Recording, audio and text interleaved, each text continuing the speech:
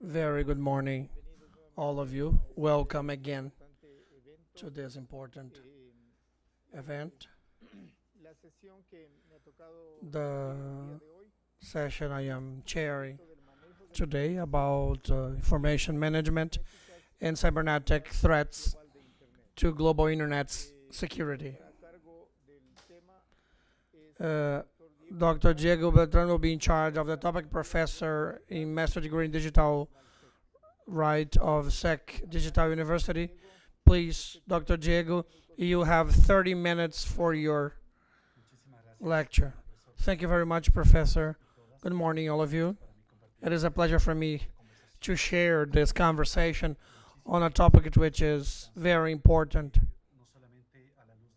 not just in the light of new technologies, but particularly considering the situation in which we find ourselves today, let's say in global level, every time is a product of pandemic, of the sanitary crisis caused by COVID-19. As you know, many of the activities regularly we know presentially are now being taken to the digital realm.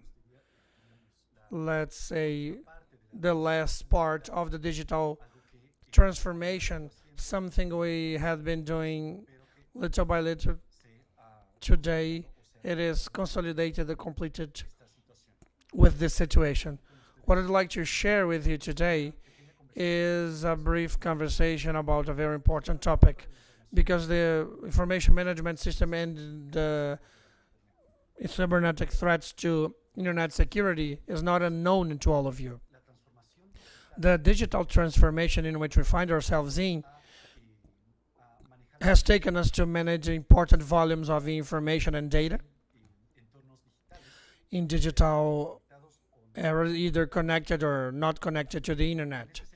And in that sense, it is fundamental for us to comprehend and take into account as part of an adequate right exercise with an intention in which we have the security. How can we better understand the cyberspace and even the internet? What are the main threats we face? Those that have very important effect in the development of societies.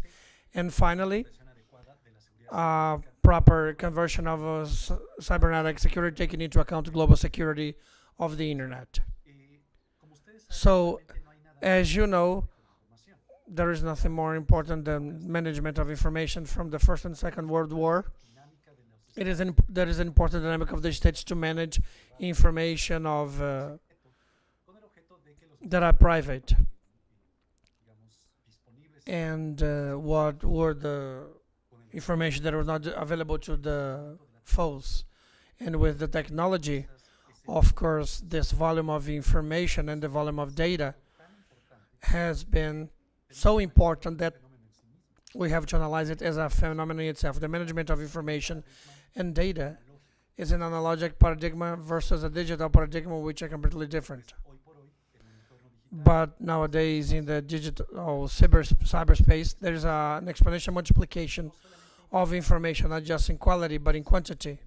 That is, we are no longer a consumer of informations, but we are prosumers of information. We feed this huge volume of data the internet has. And fundamentally, this multiplication of the information and data makes the digital surrounding to be very interesting for a number of actors, either good companies that are guided to improve their products and service, but just negative actors, criminal actors who will try and access and exploit that information with harmful objectives in order to harm companies, states, or people. And finally, this transformation should also take into account the multiplication of the effects and the consequences of the vulnerabilities. If in the past we produced the access to information, the general effect was limited. because we could not multiply this information in such an easy and quick way. Nowadays, in seconds, sensitive information or data, personal data, for example, may be shared within seconds. Having said that and comprehended the information in the digital environment, it is fundamental to understand the cyberspace in the digital environment. And it is fundamental to understand the digital environment is much more than the internet. As we will see, there are many other aspects we should take into account. This shows that for 30 years they will be able to define in a comprehensive way the cyberspace. And this interesting, this definition, because it comprehends all the dimensions, whilst you would think the cyberspace is exclusively the internet. We have to take into account not just the network, but also the computers, understanding its wider sense. Smart devices like smart TVs, smart watches, smartphones, and others. But also the users. We are the part of the cyberspace. We are users and consumers of information. And this is an environment in which information and data are stored, shared, or communicated. This is the most concrete definition we may coin of cyberspace. It's not just the internet. It also comprehends the smart devices, which allocates information, and us as users. And in terms of cybernetic security, we are one of the fundamental elements. Among the fundamental characteristics of cyberspace, there are boundaries by definition. But cyberspace has no limits. The information flows openly within many jurisdictions in the States with no limitation. It doesn't mean there is no border that eventually, in case of a cybernet attack, or to preserve the confidentiality of information, is not important. Of course, it is an asymmetric space in which only one person may cause huge harm, not just to the whole economy or company, but to a number of people through the asymmetry of cyberspace. Of course, it's anonymous, it's distributed, and fundamentally dynamic. But we should not forget that cyberspace is always an environment which has to do with nationality, sovereignty, and property. As I had told you, with the evolution of technology that evidently is exponential, and now we see submerged in a world which is not just our computer connected to the internet. We now have elements of information, such as big data, with all this process of adding information, of building complete profiles. We have platforms such as cloud computing services, which allow us to manage information in a non-concentrated manner, such as biometry and identification by radio frequency, in which the authentication of the identity of a person does not go through a password, but through the reading of the physical characteristics such as the face or the fingerprint. The introduction of financial technology such as fintech, and the three elements that are important: IoT, the Internet of the Things, which is everything connected, all the machine learning application through the capability of learning consumption standards and individuals, and of course the introduction of technologies such as artificial intelligence that has led to the option of many other things. For example, vehicles connected and autonomous, not just automobiles. For example, cargo boats that usually spend months in high sea are now completely automated, just like some other means of transportation. So what impact does it have in security? Of course, it gives us freedom tools that allow us to connect to people, to working security when someone is vanishing or kidnapped or robbed, but that compromises some fundamental aspects, for example, of our privacy. The technologies such as face recognition, unfortunately, are being strongly discussed in other levels because it may compromise the privacy of the person, and they are technologies that are not 100% right. It's not a good reputation in service such as Amazon Web Service through its face recognition system made a confusion between 38 congressmen with the list of wanted people. That gives us an idea that we are not ready to adopt this type of technology unless they are improved, of course, such as blockchain of introduction of autonomous machines is famous due to the increase of their robotics capability. And finally, all that constitutes the Internet of the Things. These are windows of opportunity, but also windows of risk. We start considering the questions of security. We have to take into account the cyberspace, and the Internet is not, as we realized in the first image that we received, and absolutely in line where we have the linearity. The second image you see is the actual mapping on how we see the cyberspace.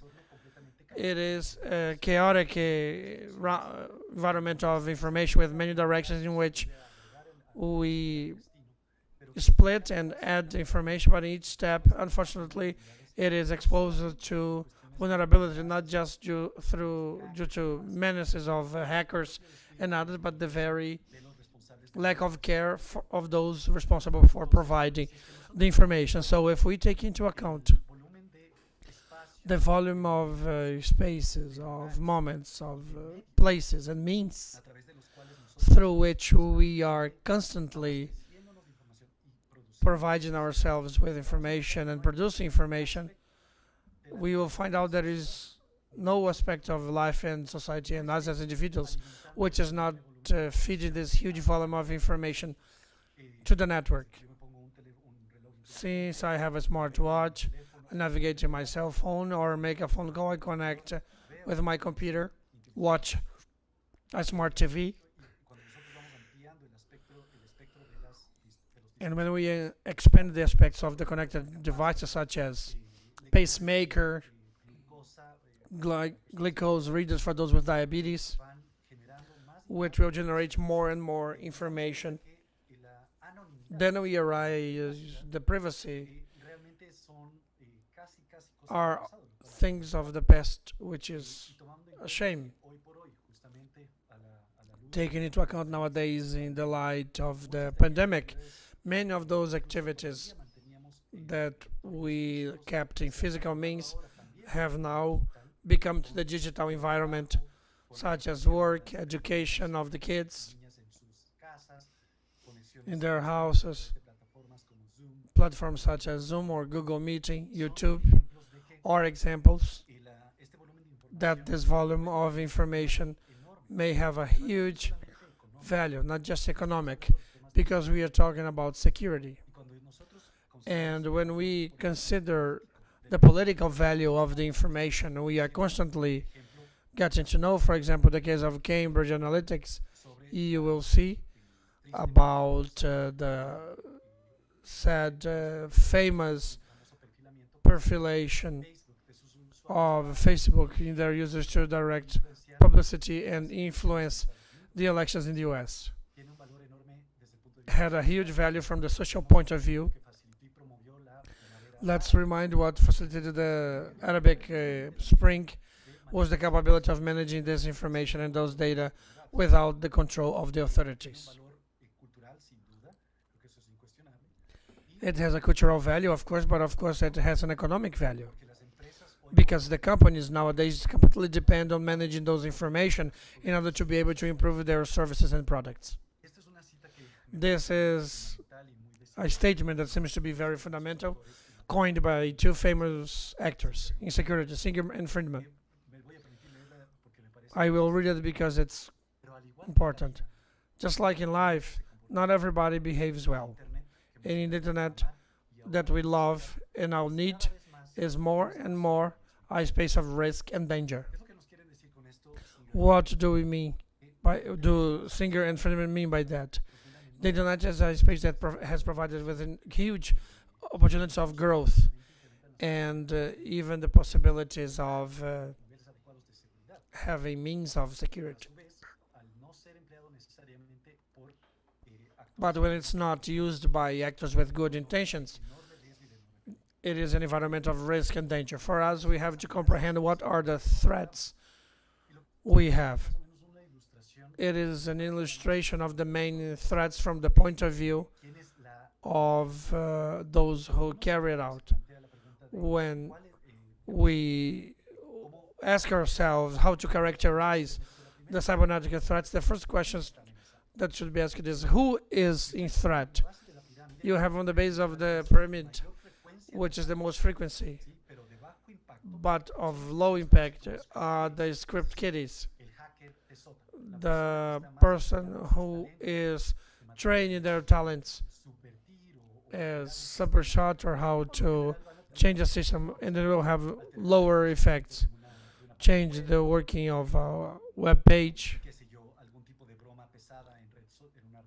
some joke in the social media. Those are very frequent attacks, but they have low impact. If we continue going up, we will see the connective groups such as the hacktivists, who not always have negative means to cause harm, and evidently they go to the field known as crackers.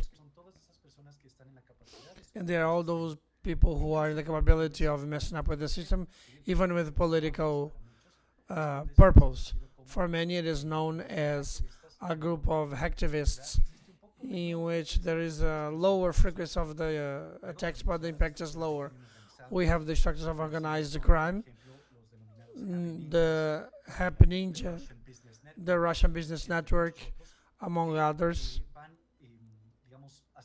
who are being more sophisticated in their attacks, less frequent than the others, but the impact is higher. As what happened, for example, the infiltration of information, what happened with the revealing of information through the hacking Sony Pictures and others. And at the top of the pyramid, we have the states and nations. States that may perform a cybernetic attack, whose attacks will be very little frequent but of very high impact. Let's see a real example of this case. A statistic which is a little alarming is that 53% of the attacks are carried out by those known as internal enemy actors from the very states, from the very companies, among others. When we consider where we should protect from the threats, we have to consider there are multiple spaces where we should work. It's not just a topic of an antivirus or open an email that seems to be suspicious. This is one of the multiple layers you have. We have part of the cybernet security, a part of the physical components of the network, the submarine cables between Europe and America, and Africa and Asia. And of course, we have the geographic components, the areas through which we replicate the information. We have the logical component, the computer itself, the devices, the telephone, and we have a social capability, a social layer which is important, which is the component of the person itself, the human being, the one who connects the computer, the one who introduces the USB, which is not safe. And of course, we have the cyber person, the digital alter ego. As we say, it has a virtual presence. The threats may be present at the end of those fields. And when you consider the different mechanisms of attack, among which we have to make a difference between the vulnerabilities from those that exploit design errors, which is not basically a sophisticated attack. For example, if I leave my door unsafe with no padlock, this is a vulnerability. And examples, for examples, the zero-date exploits, vulnerability in the operational system that no one has detected, not even the developer. And the infiltrations of containing information by crevices or cracks the programmers have left. And on the other hand, we have the threats of operative behavior of the attacker to cause some harm or have some benefits, such as the phishing, the indiscriminatory email, spear phishing, which are the most sophisticated and directed to a person. Let's say the programs such as keyloggers, in which you can know everything you type in the keyboard. The use of popnets, which is the robot network they use of several devices that seem to be innocent of normal use that are used by a hacker to create a small army of a stack. And of course, the most well-known, such as malware, virus, and the others, and the ones called deniable service attack, because it overloads the system. We have all this catalog of threats. It's almost alarming to recognize most of antivirus, anti-malware, and others, they just do not have the capability of recognizing 5% of those threats. That is, 95% are detected. And when there is a real intention of a hacker, talented hacker, of course, to make an attack, 75% of the attacks takes only a few minutes. That would give us hope and allow us to think 25%. There is an error in the 25% left takes years or months.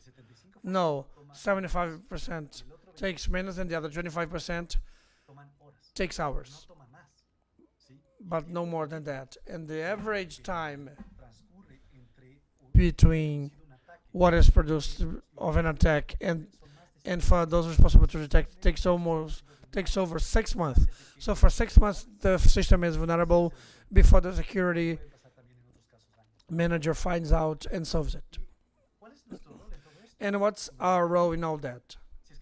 Fundamentally, if we consider 77% of the small and medium-sized companies considered too small to be object of incidents, only the first half of 2019, over 4.51 billion files and articles were extracted from people only in the mid-year.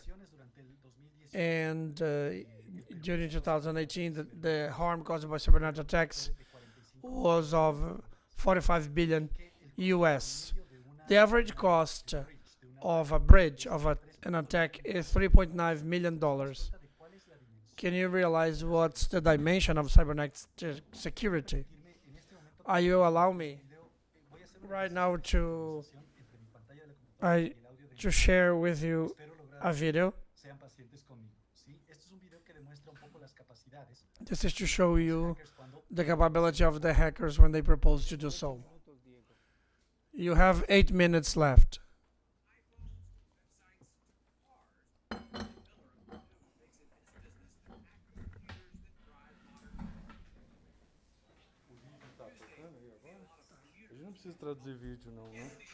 In this video report posted on Wired.com, Miller and his business partner showed how they can exploit the internet-connected infotainment system of a 2014 Jeep Cherokee to take control of the SUV. So I'm gonna get on the road. So don't kill the engine or the brakes or anything like that. Just do like the simple stuff. With his partner hacking in from another city, Miller showed us how their hack can range from pranks to the potentially dangerous ability to cut power to the brakes, even taking the wheel. Give that A+. Miller plans to share part of his hack next month at a hacker convention, forcing automakers to take security issues seriously.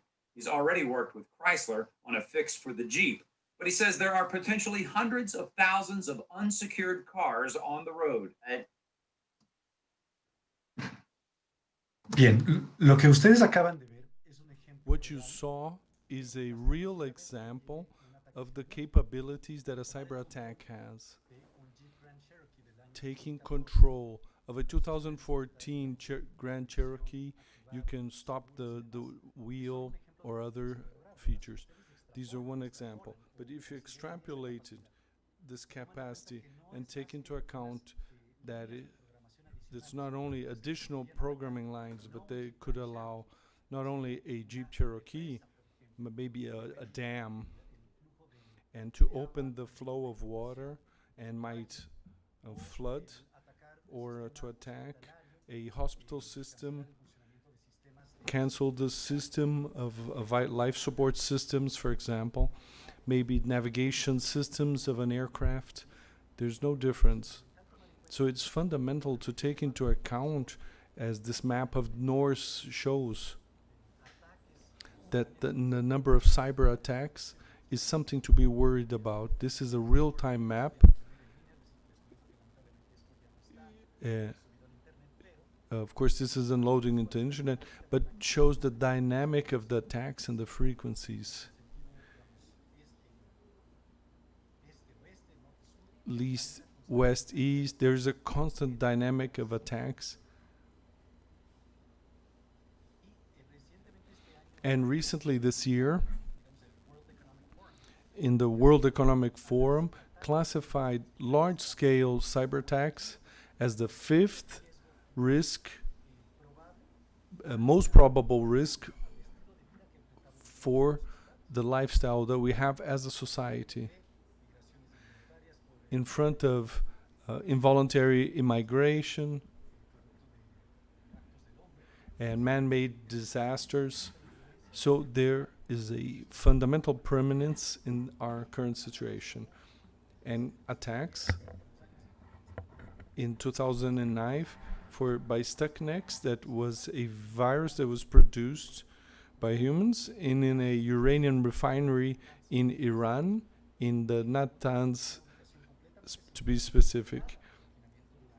This was dedicated to refining uranium, completely isolated and disconnected from the world, and they suffered a cyber attack. It considered the first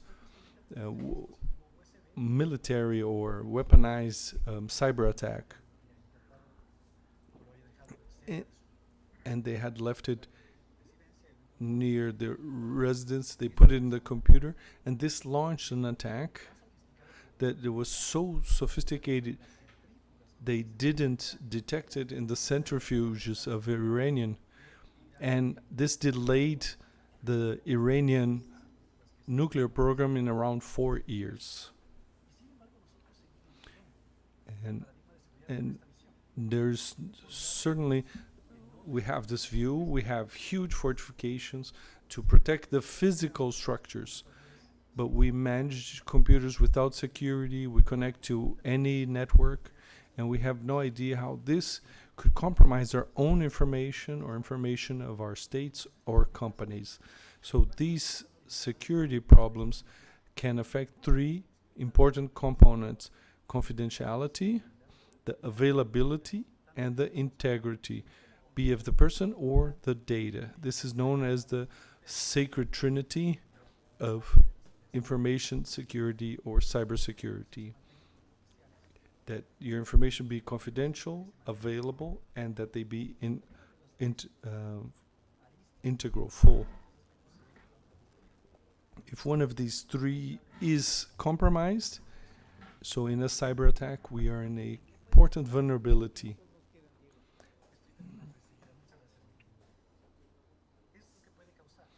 This is what it can cause if you affect the confidentiality.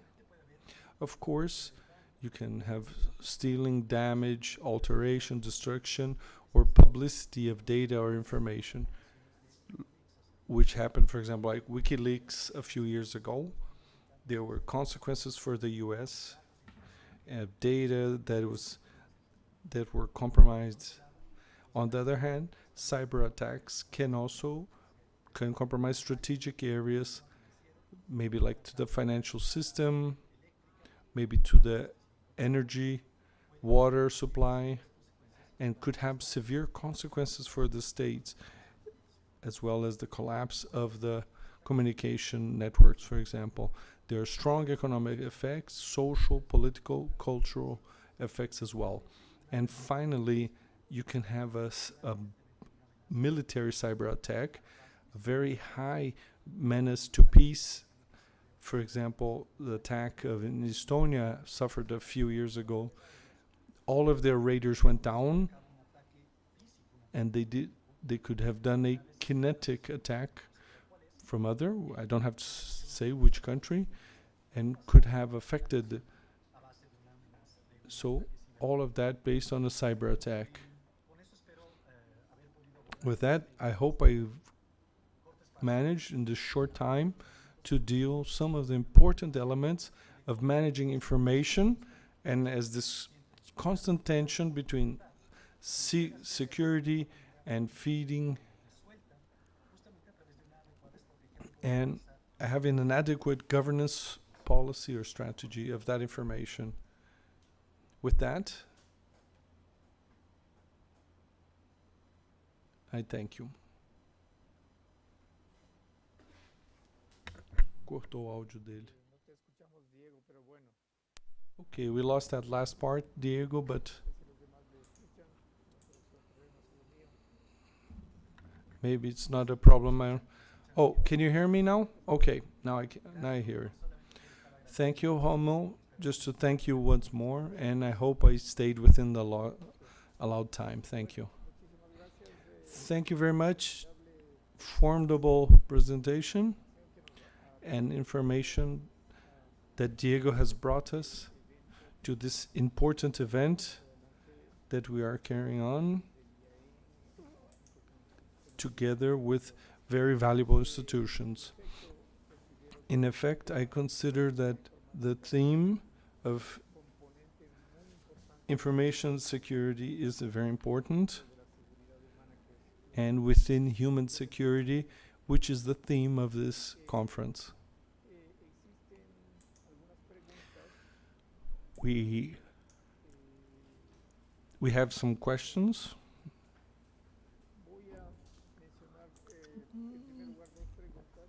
I will mention firstly 2 questions which are related among them, and I hope, Diego, you can answer us. One says, excellent theme and necessary, and how to get out of this, of the fake news, etc. Are there effective manners of limiting the impact of fake news, how to regulate their effects without interfering with freedom of expression? Thank you, Homo. And 2 questions are very pertinent. So I would say one of the most pertinent issues is the human complement. That the consumption of information and news through social media is an act that we are responsible to be submitted to a certain scrutiny. Like Mike Goodman said in his book Future Crimes, in screens we trust. So if we blindly trust what the screens tell us, we ourselves are the main component of this menace to democracy in this case, because, and this is an interesting question that you made, there isn't only a tension between human security and privacy. There are greater measures of security, you have less privacy. But the same happens freedom of expression. It would be very hard to take away any of that right.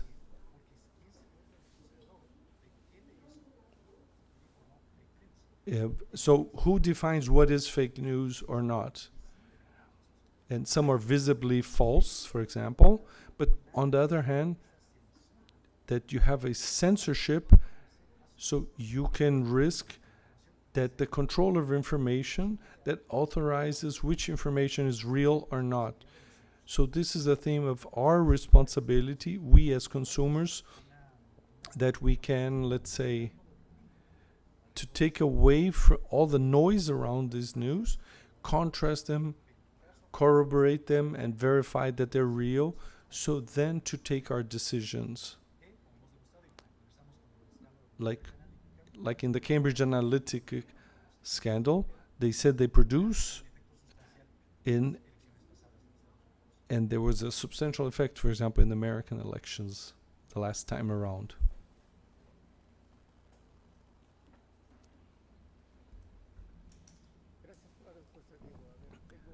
Thank you, Diego. There are other interesting questions.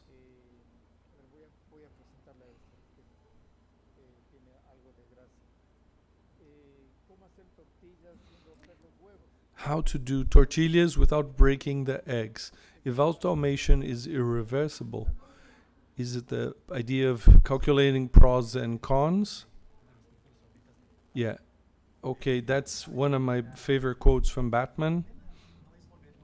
The idea is not to we become digital hermits. We can't isolate ourselves and be adverse of technology, because of course this is something that helps us a lot in terms of various activities. Automation itself is not evil or bad. What we have to do, for example, facial recognition, that can be very, very good against crime, security, and solving missing people. But on the same time, it helps the monitoring and surveillance that in an excessive way by controlling entities in this Orwellian world that we are seeing. So technology in itself is not bad, like artificial intelligence is not bad, and uses with biometrics, for example. The theme is the issue is in regulating, in which the states can establish so that this technology be not abused. And these automation processes is to improve progress, innovation, helping our lives. But these technologies, that they not be risk for our security. It's a political theme about control, etc. Thank you, Diego. We have time for one more question. And you're sending a lot of questions now.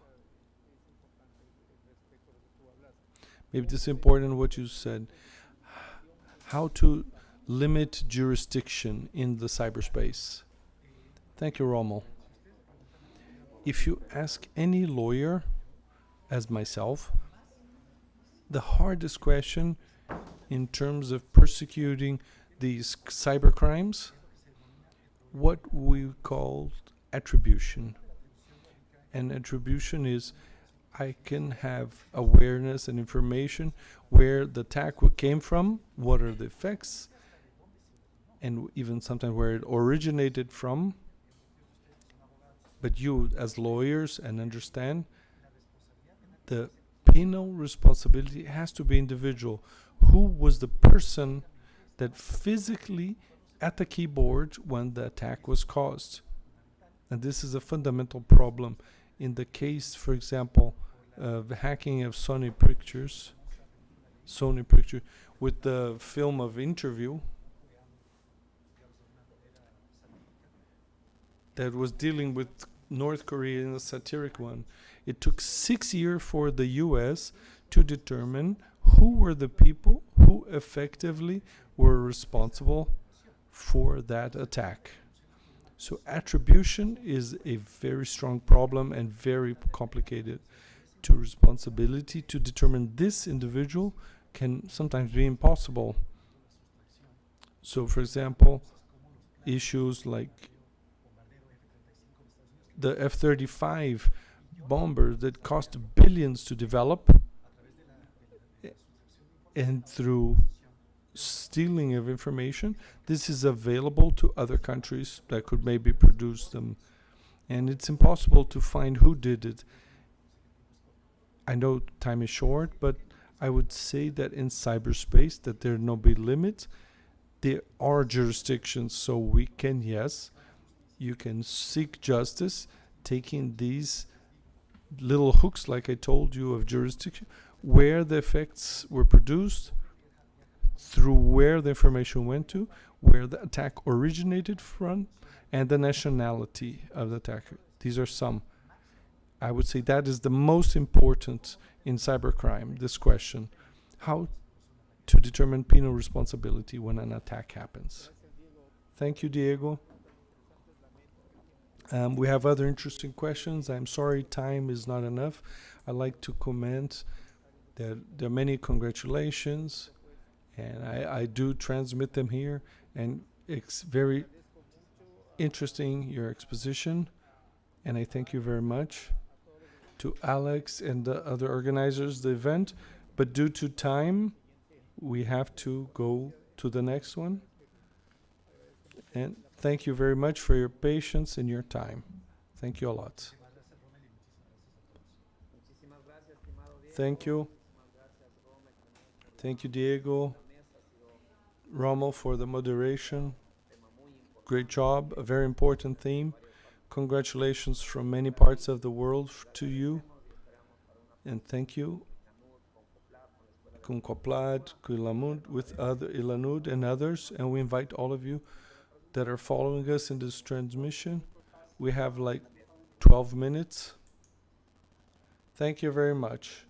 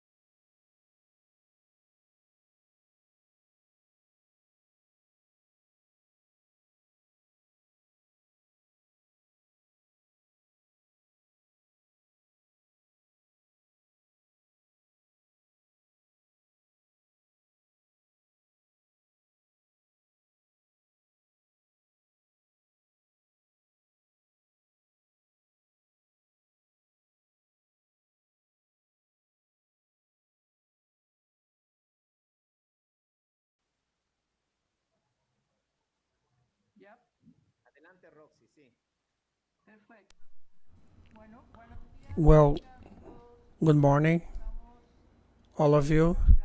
We are about to open the second session with the topic on human rights,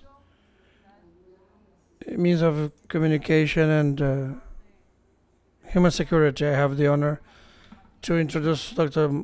Matias Bailone, professor from Argentina, general rapporteur of the Latin American Permanent Committee for Crime Prevention of Vilanud Program, and literary secretary of the Supreme Justice Court of Argentina. As in the prior sessions, we will have 30 minutes for his lecture, and then we'll open for the Q&A session. Please, Doctor. Thank you very much, Professor Roxana Rojo. Thank you for the introduction. I'd like to thank the SMART Institute, which is organizing everything, provided technology. Alex from Ecuador organize all this prestigious institution, and also Professor Rojo, professor from the High National Studies Institute of Ecuador. I'd like to greet all of you in Latin America. And on behalf of COPLAS, the Permanent Committee in Latin America for the Prevention of Crime, Vilanud of United Nations, greetings to all of you, to our general organizer, that Segundo Oliveira, who is always behind everything, organize everything. So thank you for the presentation. I'd like that what you said was right. There was a gap saying the literary secretary of the Supreme Court. Literary. But it's literate. Well, you never know what people make up. But it would be great to be right. Literary secretary was great from a court. But professor from the University of Buenos Aires, where obviously it is a pleasure to be in a public university. And this is a little of what I will be talking about. We're going to have a conversation. Due to the time, there are many places who have been on since early in the morning. So we will do it as quick as possible too, and then we're going to leave it open for the Q&A, so they may ask whatever they are interested in. These are very wide topics because means of communication, human rights, and human security are three great axles. Very wide, complex, problematic, especially currently. I was listening to the prior lecture, which was great. I'd like to congratulate the lecturer, but there were some things I was thinking about, especially about FIURA, because for Ecuador, it means a lot. The WikiLeaks, Julian Assange, that means a lot to Ecuador. For everything Ecuador has done for WikiLeaks and Julian Assange, and everything she did for the freedom of pressure, freedom of knowledge, information. The people must have access to it. It's horrible what we're going through. It's been quite many years, and now this great struggle for the freedom of expression and the freedom of democracy, such as Julian Assange. And I'd like to recognize what was done in the moment, the government of Ecuador and the people of Ecuador and a group of friends we work with the great attorney Adam Bagossan and the great masterpiece, which is going to be a legacy of our generation. Julian Assange is our karma, somehow saving and respecting the distances, but it's going to be the legacy of our time. We have to honor it, respect it, and try and help so the injustice being done against her is over. And having said what I just said, clearly I'm taking a position on the topics I will choose to elect, because I want to focus on the means of communication. We talk a lot about pressure. We have treaties, books. We have lots of centuries since the 18th century working on liberty, freedom. It's a complex topic because there are more and more actors limiting the pressure, freedom, not just the states, which is going to be a limitation of freedom of expression with rights and guarantees. And there are other actors that are powerful who are constantly trying to exercise their rights, many times with fake news. And those are the great conglomerates of companies that manage massive information all over the world. And our countries here in Argentina, I'm in Buenos Aires and Ecuador, in Brazil, a lot, and all over the world. There is nowhere in the world where it doesn't happen. So I'd like to mention on that. The limitation of the freedom of expression is unfortunately surrounded by those company conglomerates we know. We don't know what is behind. We know Mother Judas, which is behind it. But more than the state authorities, the concept of state sovereignty is a concept that we don't know what it is like. It is sort of destroyed, so we must take that into account. The means of communication, unfortunately, right now in mankind, are not the symbol of freedom of expression. It's the opposite. So this is the first thing I'd like to say as a sign of alert. What we live in Latin America for several decades, but we're living it now with something that is harmful and that bothers us a lot because it affects the state of right, the exercise of our freedom, and essentially our democracy.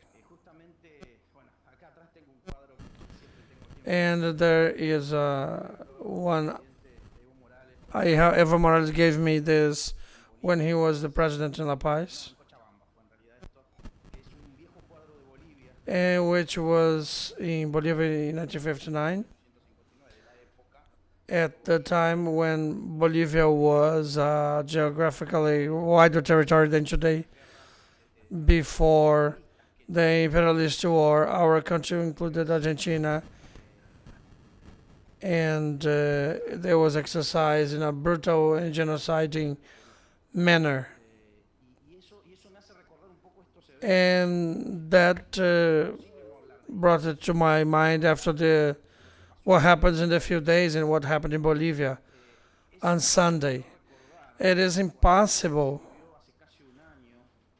The situation lived about 1 year ago with a character that has attracted and belongs to the obscure part of Latin America, which is Lisa Mother General, Secretary of the American States Organization, which is in the history of Latin America and the whole world. A character who should resign after what happened in Bolivia on Sunday because of the fake news helped by the American states and the U.S. As Che Guevara said in Buenos Aires, in Punta del Este, when he said it was the street of the U.S. and much more now. And I believe now he should resign, but besides that, I don't think he's going to have this dignity of our recent and contemporary story. We have to make him think and rethink how we are in Latin America with the means of communication, because it was the manipulation, the company's manipulation of the media, international and the intelligence organizations, of course, the U.S., that created the state, the situation, and the environment of what happened in Bolivia almost a year ago. And I was bringing in mind friends from Spain. Some note in December 2019 in Mario Vargas Llosa, the Literature Nobel Prize, he published a note in which he said the Evo Morales was dead. Any type of things was said for someone who said he respected the democracy, he respected the majority vote, and the state of rights in Latin America. But it's always complicated, and people have someone who studied a lot, Emilio Moron, and you know that him in Ecuador, there's actuality of Vargas Llosa in his political opinions and his literary ability, because they were trying to do some riot in Bolivia in a way that should not be forgiven. And there was the soap opera in his novel in which he firstly narrates, and as he said, with lots of historical requirement, as the case of the coup in Guatemala, and they wanted to have a coup against Evo Morales, and with all the political action he has, with all the knowledge he has about everything that means democracy and the state of right.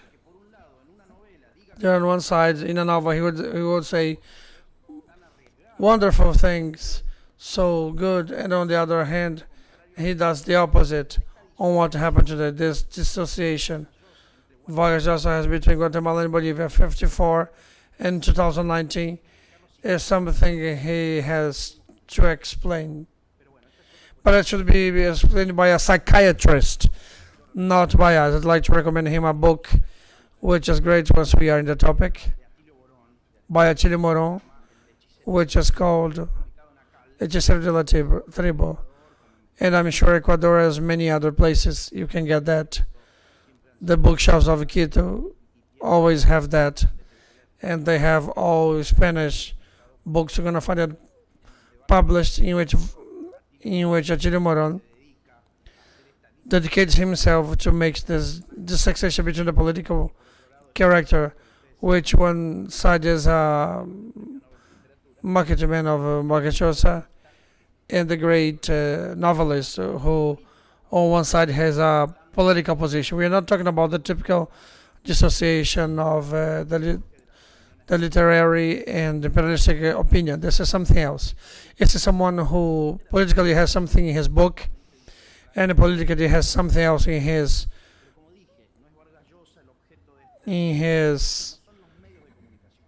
social media. But he's not the main topic. But the social media generates this manufacturing of reality, creating reality all the time. This is something which is not new. Peter Ligman said in the 60s. In the 60s, the U.S. was saying the new format of mass means of communication, what you have today, the manufacture of artificial reality with economic reasons, but sometimes political. And then I go back to the novel I recommend of Vargas Llosa, Temporarios, about the coup in Guatemala, explaining this great character, I don't remember the name now, one of the theories of the publicity and marketing in the U.S. in the 20th century, a book called Propaganda. He is one of those who invents in the U.S., in the North America, means of communication. That was a communist, and he wanted to make Guatemala a sort of a satellite state of the Soviet Union. It was fake. He was even anti-communist. He was liberal, anti-communist, anti-left wing. That was made up to justify what was so-called the Castillo Armas coup in Guatemala, the first coup that opens the traditions of coups we will get to know recently in Latin America. But the means of communication in Latin America, they have history, not just of blood, sweat, and tears.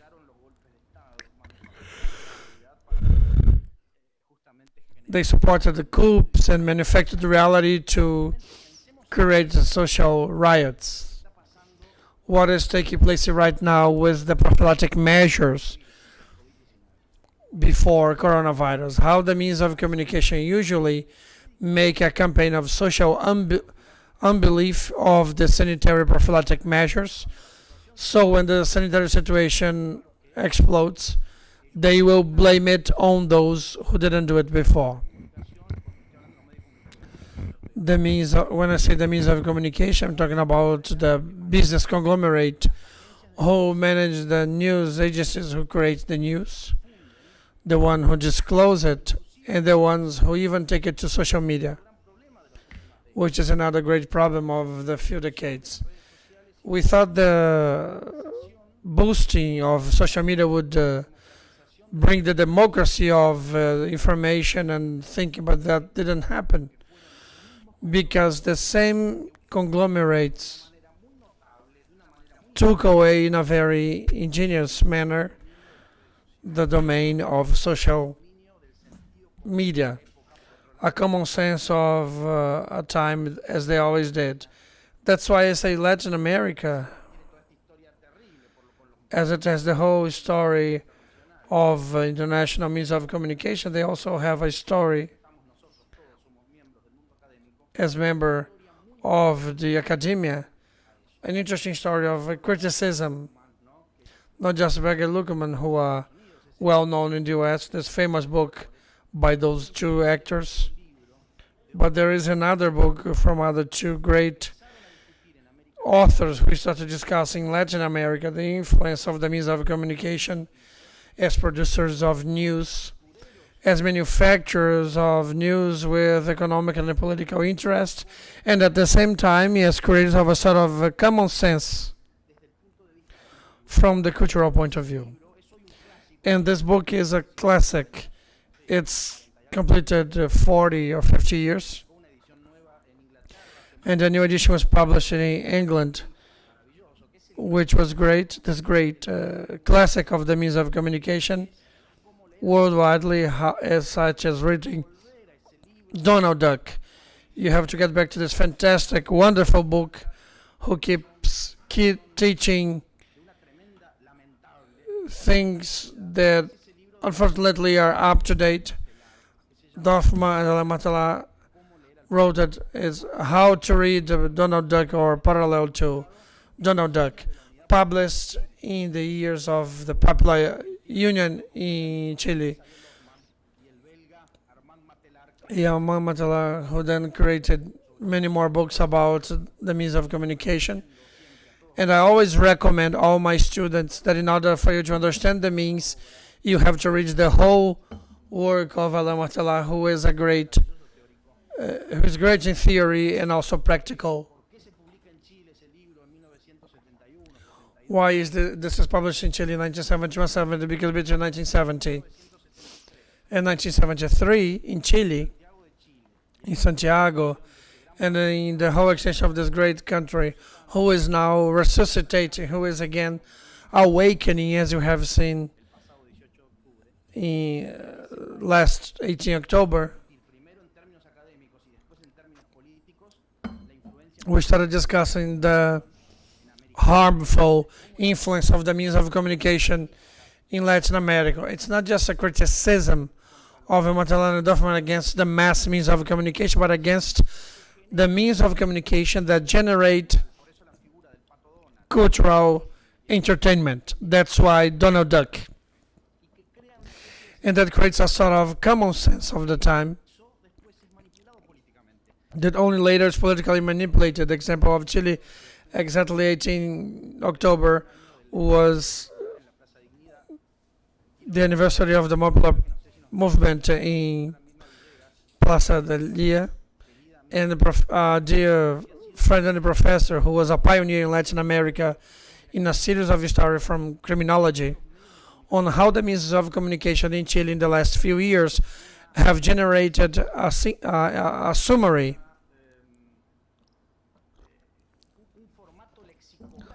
a lexicographic format, to say so, on how to understand the conflict with the Mapuche people.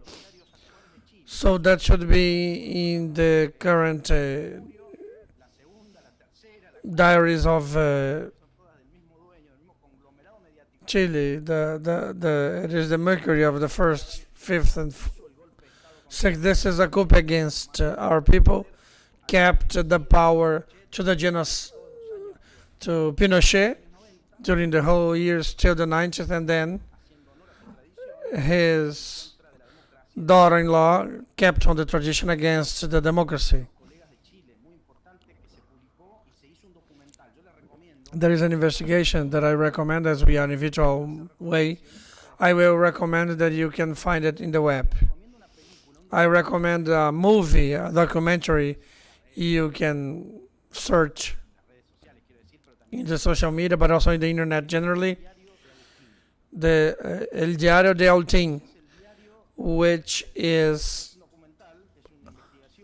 an investigation about Achene was, who started the coup, and how he uses the diary of Mercury for economic purpose, because all those are thieves and corrupt.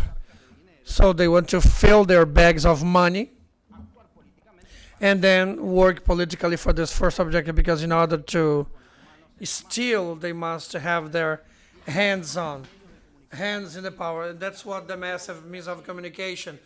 Rede Globo in Brazil, Televisa in Mexico, Clarín in Argentina, and Mercury in Chile, and Universal in Ecuador, for example. The famous epic between the President Korea and the university. And all that has to do with those means of communication think. So everything goes around that. So like they say in Chile, people who did the diaries of Augustine, and they did as a documentary, but also as a book, and it's well known in Chile. And the investigations of our dear colleague by Mirna, because Mirna, she didn't work only the influence of the mediatic expressions in the social perception of the Chilean people on the Mapuche conflicts, on the so-called the intercultural conflict between the Mapuche in the south and the cities and Chilean cities, but also they've done an important investigation that we are going to publicize here in Argentina, because it never changes, always the same. They also generated the propaneutics on how the people in Chile have to see this popular uprising in 2019. How people in the Chileans have to generate a political perception, a cultural perception, symbolic, even emotional, and always contrary to popular requests that Chileans have been doing in the streets of all the cities and in Santiago. So this creates a lack of enthusiasm by the population. Have to manufacture a hate to what is the popular manifestation, not only in the columns but also in the networks, social networks. Like we said, the social networks, it's not the freedom of expression symbol or personal symbol of, quite the contrary. Social networks are symbols of how the great conglomerates of medium have taken on the internet on an assault, social communication from end to end. They put the fake news, like they do a lot in Brazil with the current president, and constantly as regards the false news and how they manage Twitter, Facebook, Instagram, etc., more than what was said before as regards the analytical case, Cambridge Analytica in the UK. So it seems that Latin America, on one hand, where they've done terrible experiments as regards manufacturing a reality to manipulate the politics, like Vargas man, since 54 Guatemala and Chile 2020, etc., just to give current examples. On the other hand, in Latin America also generated a certain antibodies, and these antibodies that reinforce the state of law and order and the democracy of each of these countries and the regional integration. Let's say Telesur, for example, in terms of media, have generated in many decades an integration of our countries. We started to get to know what Telesur was happening in Ecuador. We in Argentina, after Telesur helped us get out of our countries, and then it expresses freedom of expression in a significant way. We understood that we in Argentina don't understand what happens in Ecuador. Ecuador doesn't understand what happens in Brazil. Brazil doesn't know what happens in Chile. So the communications among us, luckily in the academic world, we do have this, and cooperation and knowledge that we do. I can talk about Chile, in Jorge Paladines in Ecuador. I can talk about our colleagues and work more or less in the same themes. We have the same concerns, but we remain active and united through personal networks, be they academic, but not through social media and communication, not only because it manipulates and lies all the time, but it doesn't tell us what is happening in Latin America. We're always talking about Europe or the US. We're losing the axis of our region and our own identity. So I think we've generated some antibodies to this. Not only Ariel Dorfman, Martelá, the texts that were produced from the Popular Union in Chile, including in Brazil, where there's a deep critical thinking that was very intensive in the first years after the dictatorship. And also here in Argentina, Flaxo, Claxo have been great networks of communication and of interaction that are still very active and are very important. And these are the things that we have to reinforce and create and magnify even more. These are networks of contention to keep an active and alive democracy. Means to that each of our countries and each of our states really respects the freedom of expression, the freedom of political participation, and respects the rule of law and the popular mandate of the ballot box, and to respect the voice of those that do not have voices, so that they could use a democracy, because others have the economic power, the power of money. So democracy is the only instrument that helps those that are not favored, those that are in less favorable conditions in our present situation. So I think that's where we have an axis of discussion that is fundamental. Of course, I went to the most complex issues of politics nowadays, probably will generate a lot of comments and questions, but that's where we're here, for debating and for not to think the same, because if we all think the same, of course you need to have some possibility of divergence, but at least intellectual motivation. Intellectual motivation comes when we think differently. I guess my time probably is running short, so that we can concentrate the themes that I put up in fragmented way, so that we can deepen in what might interest these people. Thank you, Professor Hosanna.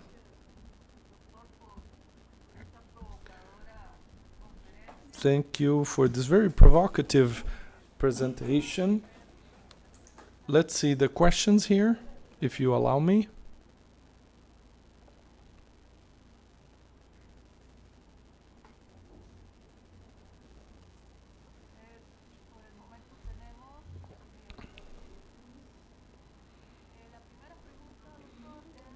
The first question is as follows.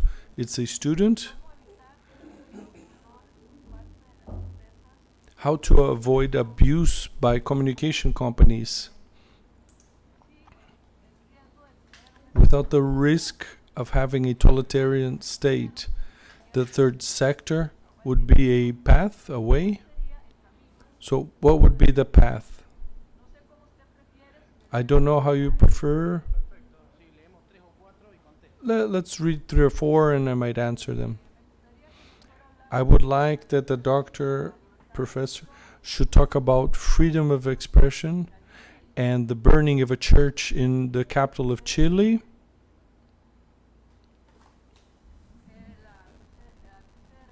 And the third is congratulations for your position and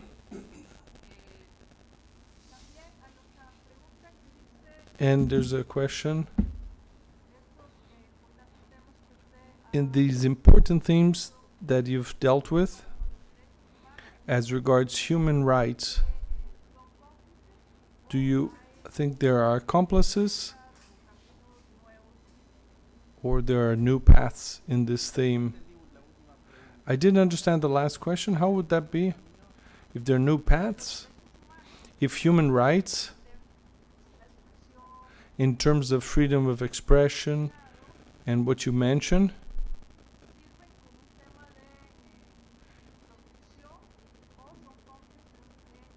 is it like a theme of protection or they are accomplices of these great corporations?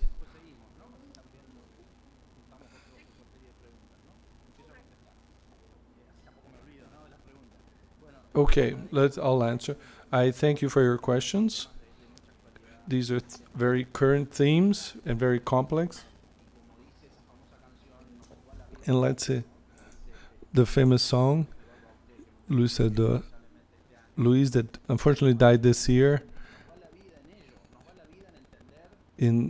Life goes on, and in terms of these problems and the themes that we discussed, it's fundamental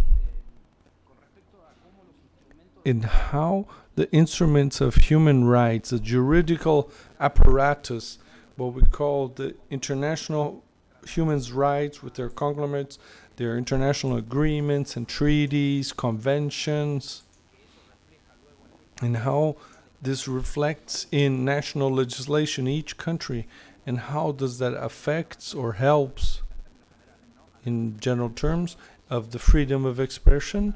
I would say yes, that's important.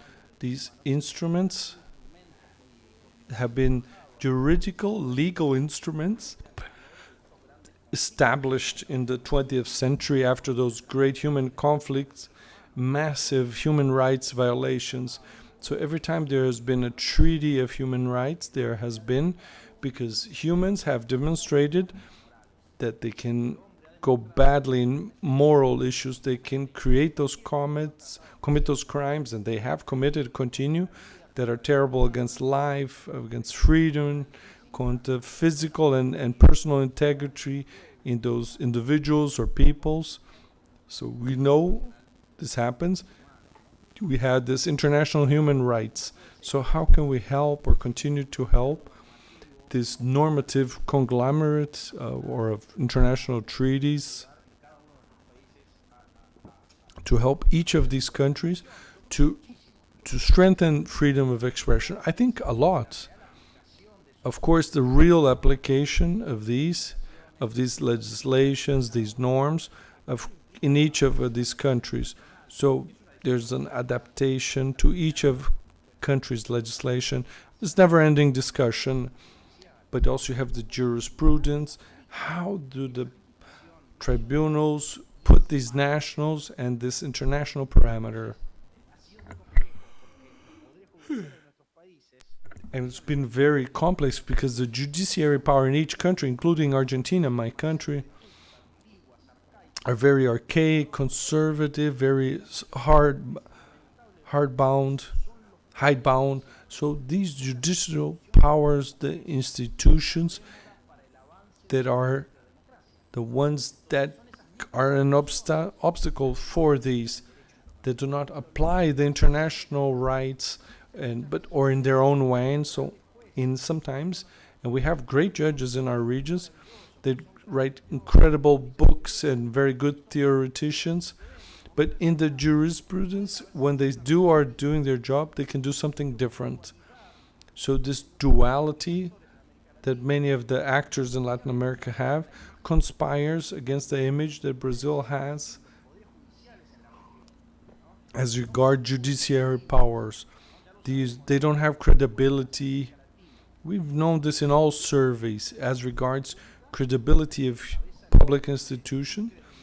The one that is least credibility is always the judicial power, especially the higher levels.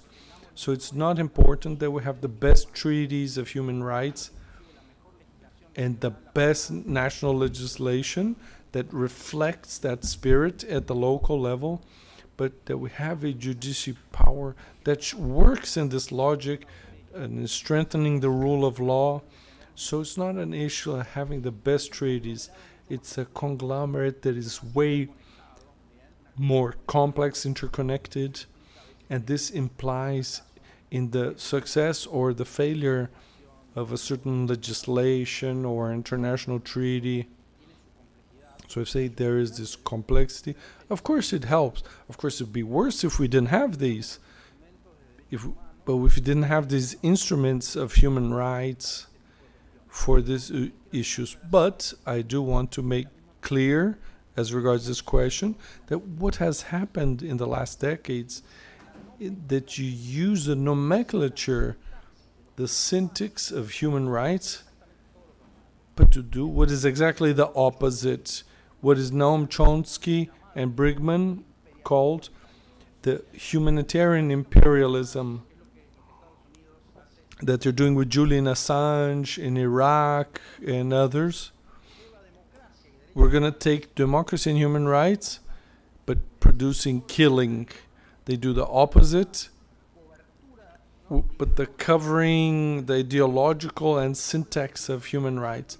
So it's important to have these instruments, legal and in international treaties, human rights, but we have to be careful on the manipulation that governments do and the means of communication, especially those that are international, and then intelligence agencies and police powers, to use the human rights terminology, democracy, freedom of expression, but to do the opposite. So that's why we have to be careful. As regards what they asked about Chile and burning of the church, it's a sad event, lamentable, but we're investigating and we're getting to the conclusion that were infiltrate. It's not those who were the marching and all of the that were in all of the public places of Chile, that they want that the plebiscite be carried out. What's in play in Chile is something so basic. Do we continue a constitution created by a dictator, a genocidal, or if Chile, since 71, if we get a own constitutional text that is democratic? So it's an important question. Imagine if Germany had a constitution designed and written until the last by the Nazis, by Adolf Hitler. I don't know if Jorge Baraina is hearing me. He knows a lot about that. He could talk about German laws that were written by the National Socialists.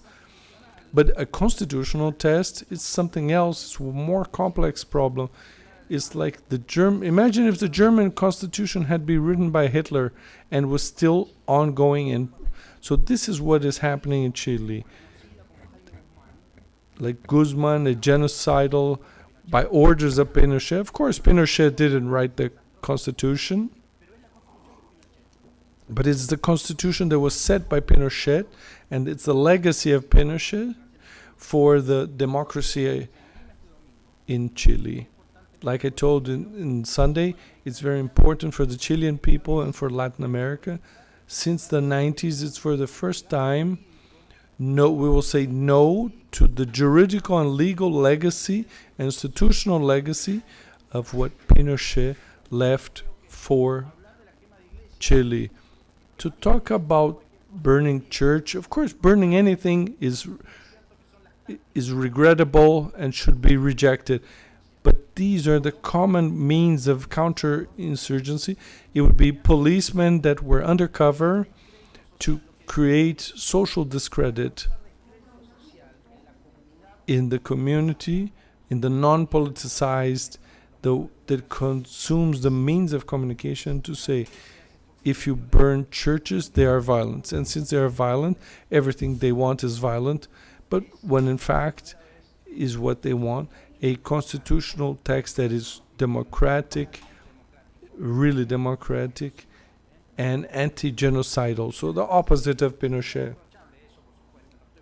Of course, I'm not justifying any violence. I'm just saying that majority of times, and it seems to be being proved, these are situations where intelligence agencies of the Chilean state and security agencies that have been done in order to discredit this popular complaint, which is very clear. But of course, they try to distort. If you go into the internet now, any newspaper in Chile basically have the same owner, the Mercurio and others. You will not find any reference in any newspaper the complaints that people are taking to the streets. What are they asking? You don't see it in newspapers. They are never informed. So the disinformation, oh, they're burning churches, they're violence, they're spreading the virus, they're breaking things, they're hitting people. But none of them says what a pacific and calm person, which are active, are doing in the streets of Chile for a year. And of course, this affects us as a whole in the planet. I think that the question went that way. And the first question had to do with the third question. Okay. Você me substitui aqui uns 2 minutinhos?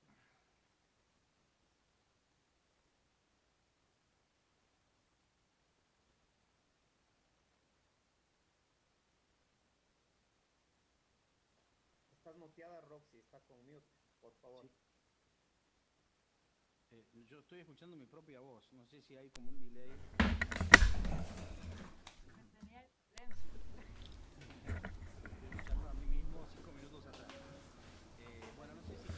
So I don't know whether I have answered all questions. Is there any other question or statement? I will then read and you decide. The social media, they have become as an alternative source of information for making content that seems to be proper to avoid the fake news. What are the right means for us to get rid of fake news? Bueno, yo creo, como dije recién, perdón, escucho otra pregunta y después contesto.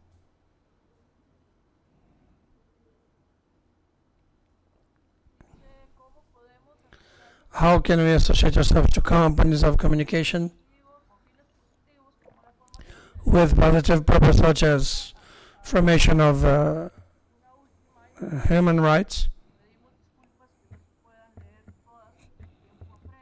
I will read the last one because of the time. We apologize. By the means of communication, it is believed to have political trends in the sense that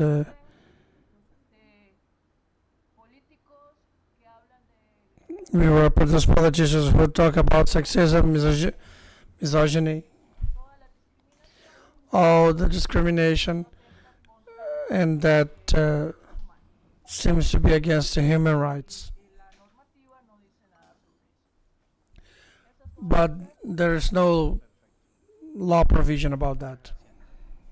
Sí, pero primero con las redes sociales. Yeah, first as social media, unfortunately, social media have demonstrated not to have the technical capability on one side, technological, Ni la posibilidad de acción nor the possibility of working politically. That is in the level of political act in order to discuss with the means of communication. So what happened is that these are media conglomerates that have stolen social media, and social media is no longer democratic. They were maybe in the Arabic Spring some decade ago, but then it became a place of manipulation and usurpation by the social media, and not just by all the facts. When we see what we think, we destroy the democratic discussion because we do not think the same, and I only listen to those who think like me, and that destroys anything in the country. Not just because of that, because news are made up. ya lo dijo en su momento el Che Guevara, ¿no? Rodolfo The was when they believe in the Cuban news agency in the 70s, and they said we have to create news agencies because it's not just a means of communication. It's not just have a community radio broadcast or television broadcast channel and some sort of commission that is free. We should take the news that are generated where they are and manage. So the news agencies should be created, and then they are disseminated and everything and multiplied. digamos, es ahí donde tenemos que dar la discusión. We have to get into that discussion. So that discussion is on the news agencies, manipulation of social media, and make us believe social media are free, that social media are democratic, that they are not like the others, but it's not like that. Because that depends on many factors, and those factors are technological, and they are created by those same large companies of you cannot believe a Frankenstein to eat yourself. They create an instrument that serves for their own interest. And you're talking about, as I mentioned, a conference that always happened the same. When we think every time there is a technological development expanding the means of human communication, every time there is a technological development that expands in the way we have to talk about, communicate, and express ourselves, not when radio was invented, when television was invented, and then the internet and social media, every time in each of their moments, those technological discoveries, they were sold and believed as great situations of liberation, as situations of freedom. And they were demonstrated, it didn't serve for that. They were no longer freedom. It was the opposite. We knew less and less the reality when it was shown more and more. First in audiophonic means, then television, and then TV in colors, and then satellite. Every time the circle was being closed, and the citizen of the 19th century with the graphic means of communication, they were much better informed on what was going on in the world than we have with the whole internet and technology we have in our reach. So we have to demystify those issues, doing what we should do, looking at history, the wide range of our century and the other centuries, because knowing the history, we will not make the same mistakes.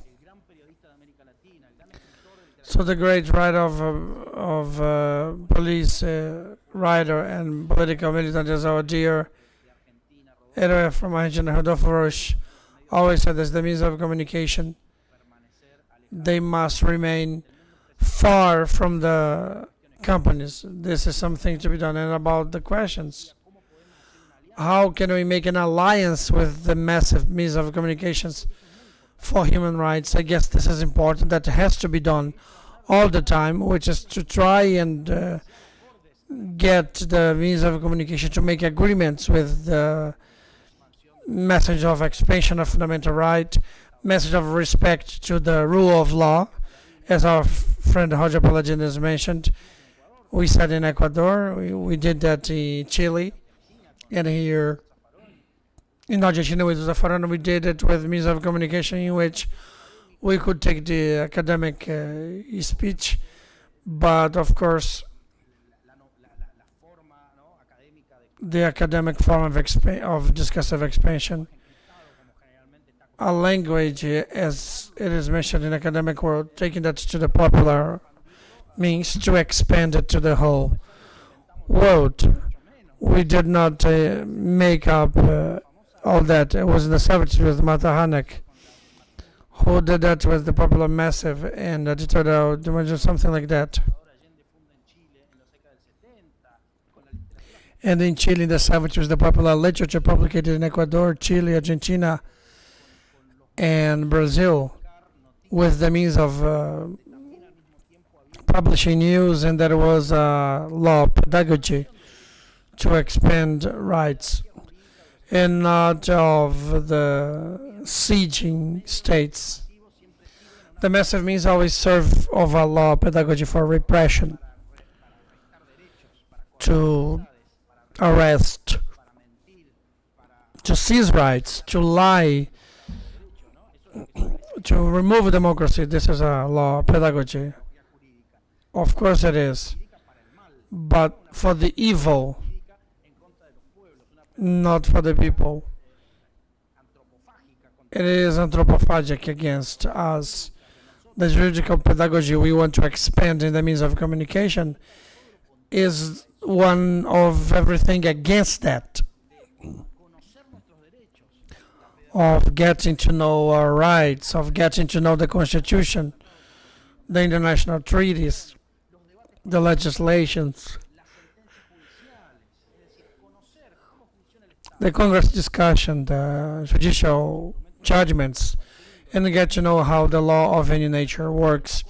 So common people, people who have no professional academic college degree, may get to know their rights. This is the law pedagogy of human rights we have to do with the means of communication. So clearly, we cannot do that with any means of communication. Like Rede Globo in Brazil or Clarín in Argentina, they have never participated in anything like that, and they would not do it. They would do the opposite. But they have to find ways that are not important, that are not massive.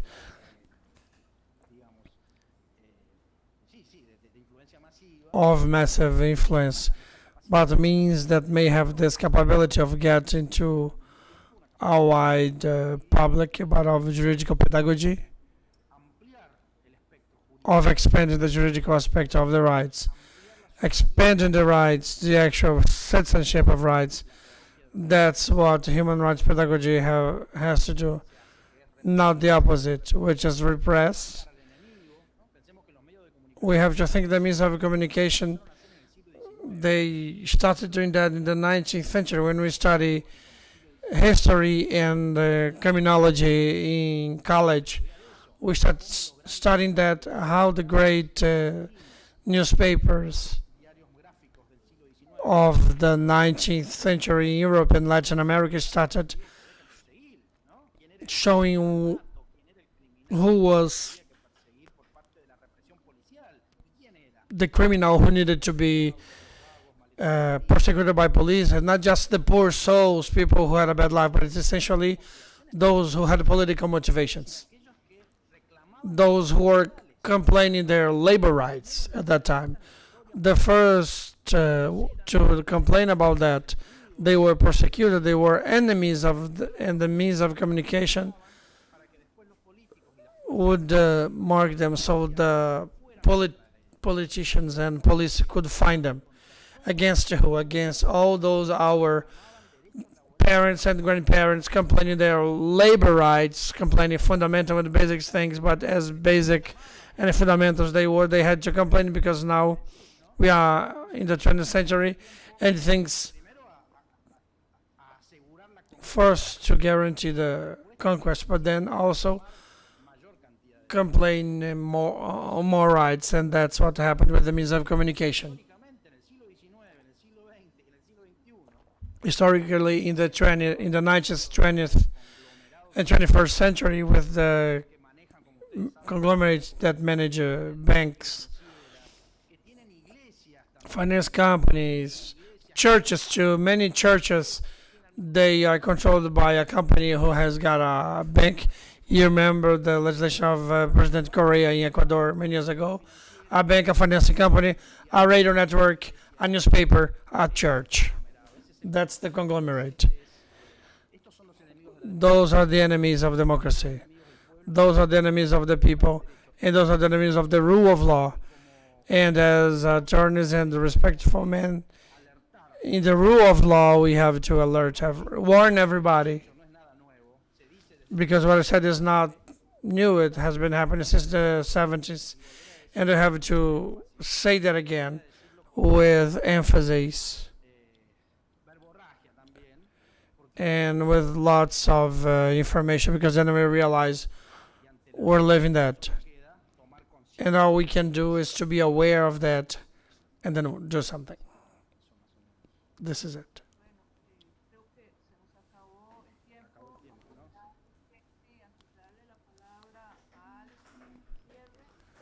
So I'll pass the floor to Alex for him to close.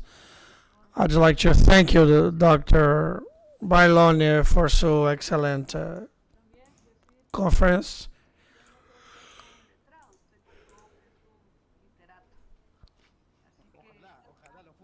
You are a literate.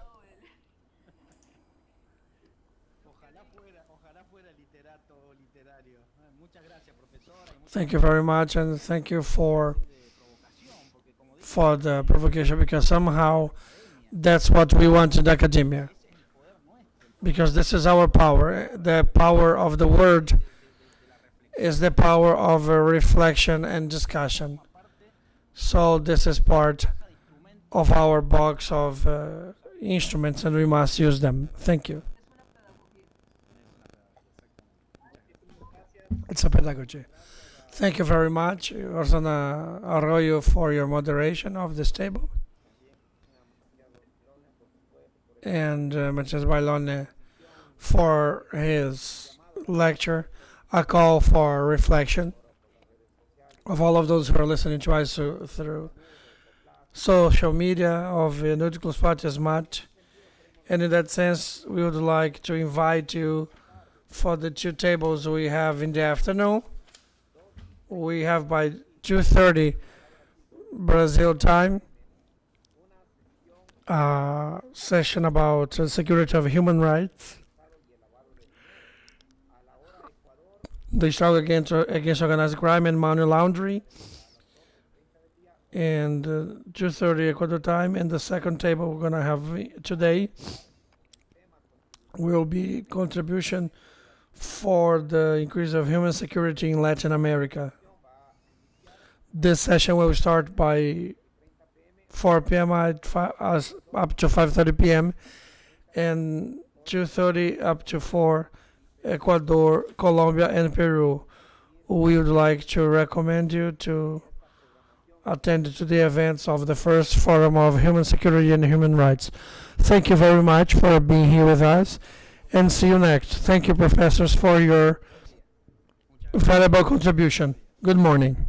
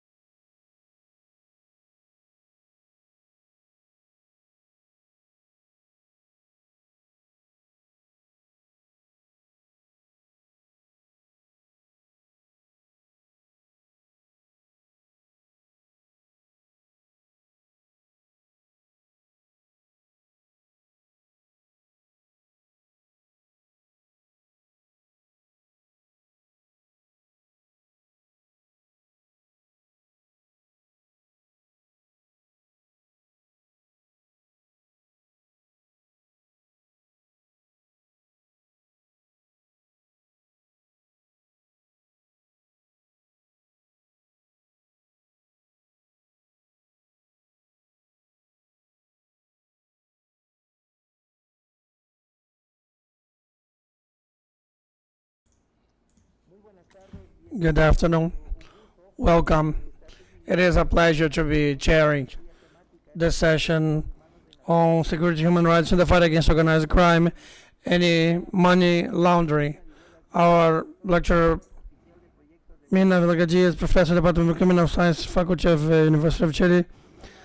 Koplat, Ilanud, director of the Human Rights Committee of Chile. Welcome. The panel is yours. Thank you very much, Dr. Robert. I'd like to thank the Permanent Committee of Latin America for the Prevention of Crime, ILANU, and the Institute of High National Studies of Ecuador, the Permanent School of and the State Judge School of Brazil, as well as Human Security Unit of United Nations for the invitation made, which is part of the Center of Compared Right of Sorbonne University. I'd like to greet at the same time all the organization and those who are participating in them. It is a pleasure for me to be here. I'd like to make it clear there is a mistake. I'm not the human rights director. I'm the professor of the law science department of the same university. I used to be the director of that center anyway.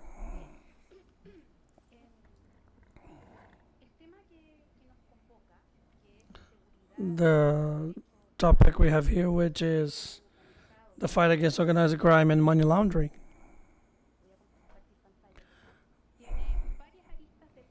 There are several ways to approach it, starting by the main international instruments and the adequacy to them by part of the internal legislations, up to the way the criminal organizations affect the life and the physical and psychological integrity of people. And in that sense, the topic we have convened is very wide, and we had to take a very well meditated decision on how to approach it in the short time we have. The time is rather short for such a wide topic like this. Truth is, this is not the time to say what each of these international treaties mean. You can see it there.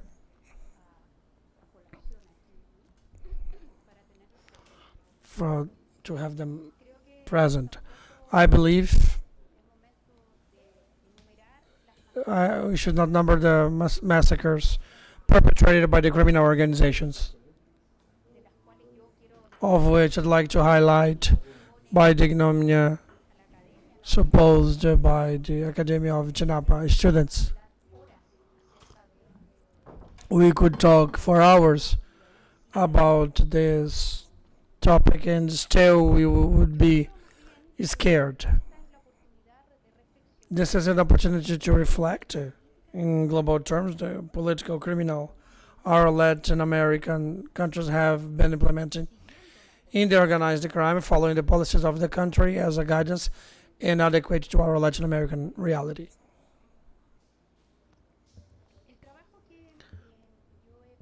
The work I have prepared for you, part of the basis that the National Standards of Human Rights imposes to the states the obligation of preventing, investigating, and approving all attacks against life, physical integrity, and all damage people have committed, either by the agents of the state in particular. In that sense, it is very clear the observation number 30 of the Human Rights Committee, when it indicates the obligations of the states is to, in order to guarantee the rights contained in the National Pact of Policy, includes not just the protection of the people before any attack by their agents, but also those who commit particular crimes. That concretely means the state has to adopt measures to prevent those attacks against life and physical integrity. There is something similar I want to bring here, the Inter-American Court of Human Rights, about women victim of organized crime in the case of Bolonera in Campo Bolonero. The Inter-American Court highlighted the general obligation to guarantee the right to life, guarantee, and the personal guarantee derives from the obligation of investigating the case of violation of those rights, and that the obligation of the states to investigate has to be fulfilled diligently, not as a formality. It has to be done diligently in order to avoid impunity and the guarantee of not repeating it. So the question we have to ask in general terms of the international and national legislation on organized crime are contributing to the fulfillment by part of the states of this obligation,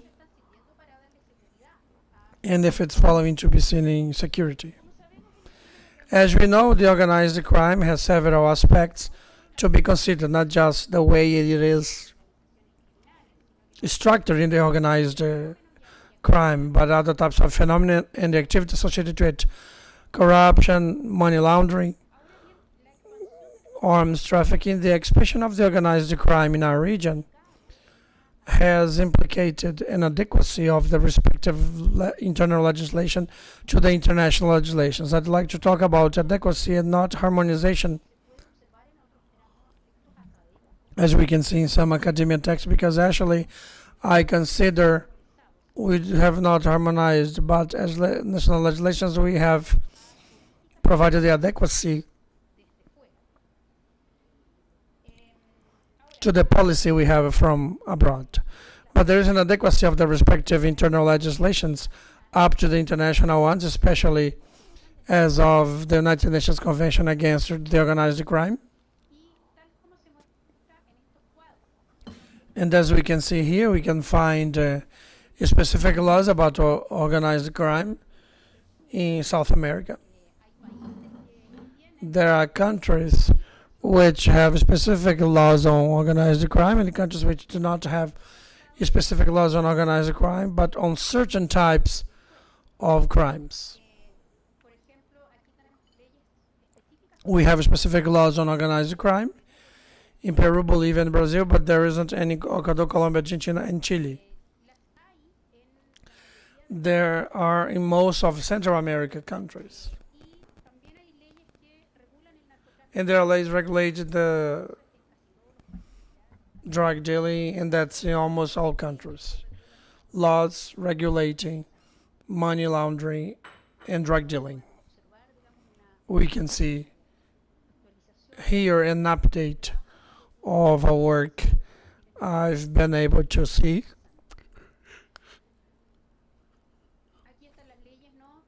That seems to be interesting. These are the laws where the money laundering is regulated in each of the countries.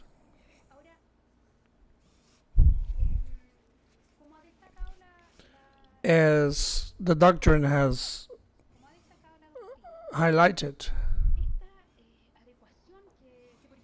this adequacy of the so-called harmonization, on one hand, certainly has a positive part because it shows a concern by the states to face the organized crime, but there is also a negative impact. It has generated a sort of scattered regulation with different content, with sometimes penal codes which have the principle of legality. And there are some penal figures working as a sort of embracing some crimes. There are process rules which brings relativeness to the individual guarantees, and then we find countries that are obliged to dictate rules in the symbolic right, as it happens in Chile with the law regulating the financing to terrorism. If we wanted to try and find an origin of the problem produced in the level of the adequacies of the legislations and all those problems that is reinforced, I'd say the core is the concept of criminality. Actually, there is no concept of organized crime in the legislation. But as it was said in a recent work from 2020, in Peru, this concept has a double meaning. One which is managed in the academia, and another one in the public policy of security.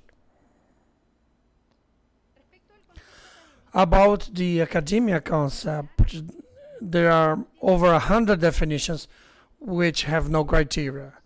About the concept used in the extent of the public policy, this is the one which predominates when we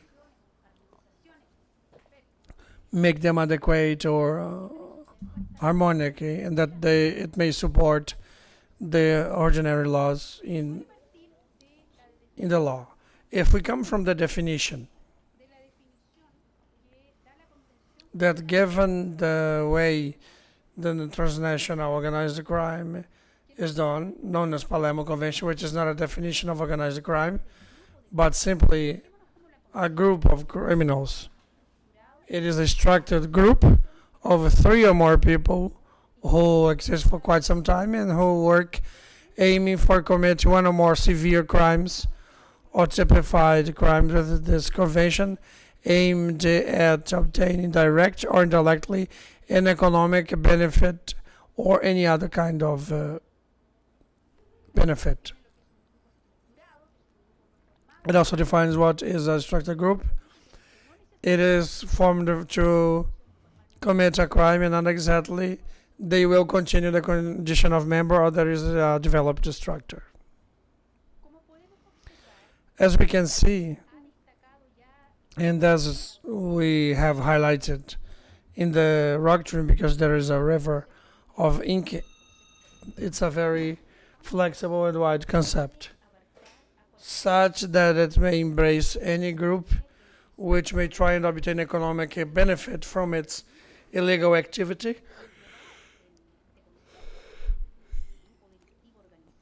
and in this concept of organized crime, we may include different criminal phenomena the narco traffic will have, which may include the gangs continuous organized crime such as Guatemala, Nicaragua, Costa Rica, and as organized crime. And then the crimes of the whatever crime they commit, such as kidnapping, extortion, and others. That is, when one looks at this concept, what we can see, and you can see the concept we see is that it is a concept that is centered with the structure and the standards of organization. But as we can see, I was more mentioned this interesting work of God and Company. It will go from the organization such as MOB up to a sort of disorganized crime. This from virtual to vertical structure up to horizontal networks or structures such as network mobile structures. It is classic of those countries which consider terrorism, for example, is a form of organized crime. So they talk about the mercury structure it has. To the perfection of this type of concept, centered in the structure, the international organizations have been dedicated to it, and the Office for Drug and Crime has numbered different types of organizations, from what they call the standard ones, where when there is only one leader, the ones of a defined role with disciplinary regime, restricted, also going through the hierarchies that are regional, with a leadership centralized as local autonomy, and also the clusters, which are associations of different groups serving the same objective, and also the central group or the criminal system, including the networks in which maybe they are united by a common permanent objective. They try and find alliances for a specific purpose. So what one can see here is we do not see the criminal factors favored for the crime, only the way it is structured and how they operate. And I believe this has a lot to do with the proliferation of the organized crime in our countries. It has to do with the failure of the public policies. One of the most clear examples happens with this trend of the Europeans considering terrorism as organized crime. In Latin America, we are not friends of this idea, or at least the national legislations have not considered them. But if the Europeans have this trend of considering terrorism as organized crime, they don't see terrorism as a political purpose, which is the change of the role of the constitution and democracy. So the organized crime has profit as its purpose. So terrorism, what it does is question the authority of the state. In that way, they are out of the state. The organized crime somehow works within the state. And it even seems to embrace some principles of the free economy from the moment it tries to get funds, and they manage to, and provide it with some legality. The laundering, they want so the money may belong to them legally, is a fundament of liberal democracy. So the prevention of terrorism is in the exchange of the political discussion about the way it is distributed in the power and in a smaller efficiency. That's why it's not seen.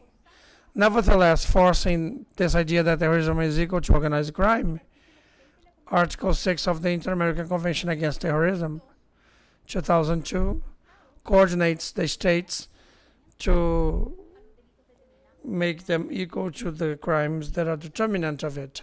And that reinforces the 4 recommendations of Gaffin, recommendation number 5 of 2012, replicated in several national legislations. For example, in Guatemala, where through the crime of money trafficking, they go to prison, and the ones who do not declare the incomes when living in the country, they do not declare they have more than $2,000 or documents negotiable. In Honduras, there is a transboundary movement of money, and in Chile and Honduras, they are not considered money laundering if you hide or dissimulate the assets you have, including financing terrorism. So we are focused on a sort of penal juridical framework that comes from the conspiracy associations.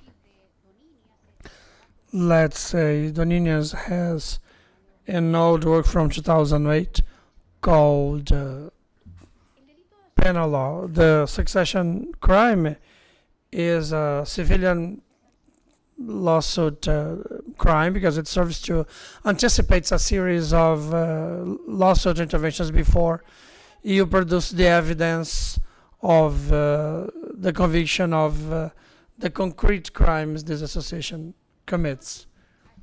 So it will allow to intercept communications in the use of covered agents and provoking agents. The crimes of association serve, as Donini says,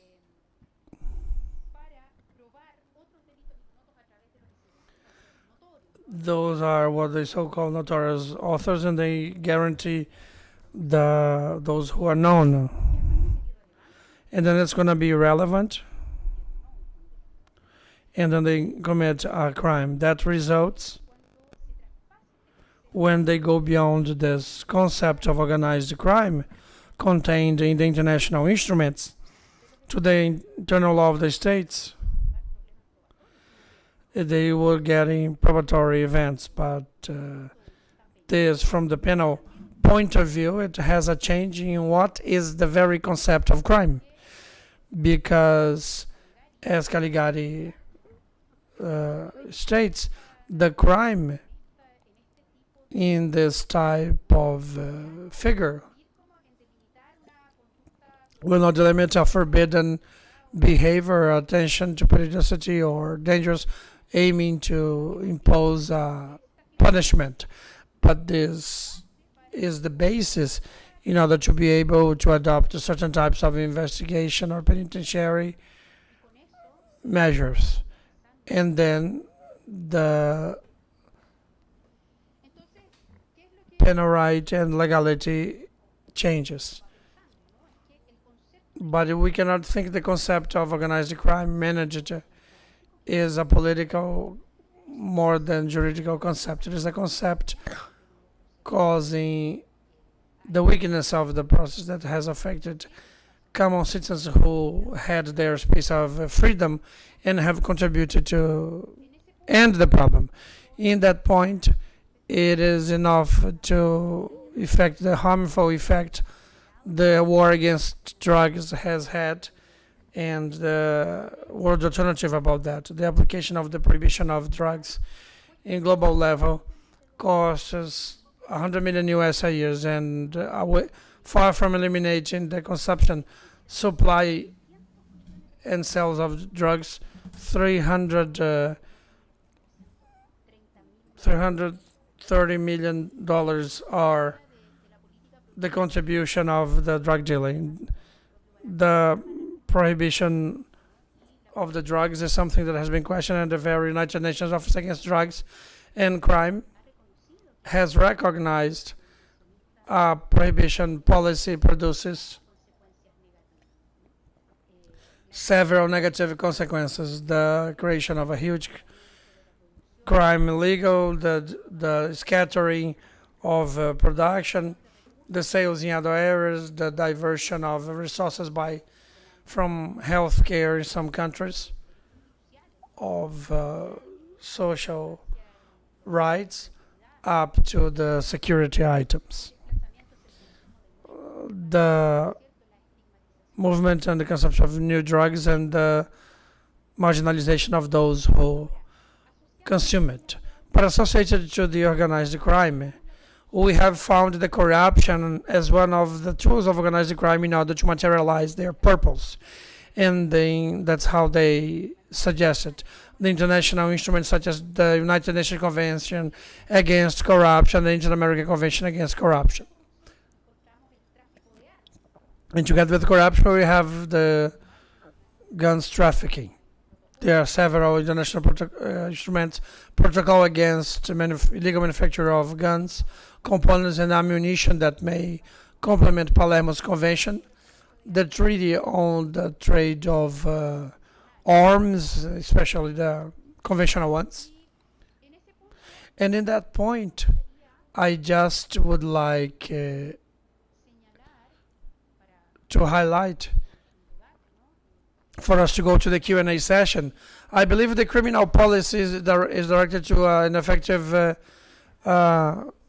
surveillance of the drugs, and the reduction of guns may be more efficient than get a juridical penal associated to a stronger punishment for those who bear a gun. I guess a policy, a preventive one in that sense, with monitoring will be an exacerbation of punishment or an expansion of the punishment.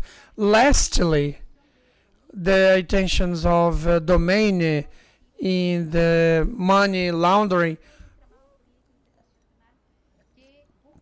There is a sort of international law that try and find commission the model of the extension of domain, conceptualizes it as an asset consequence, that requires an independent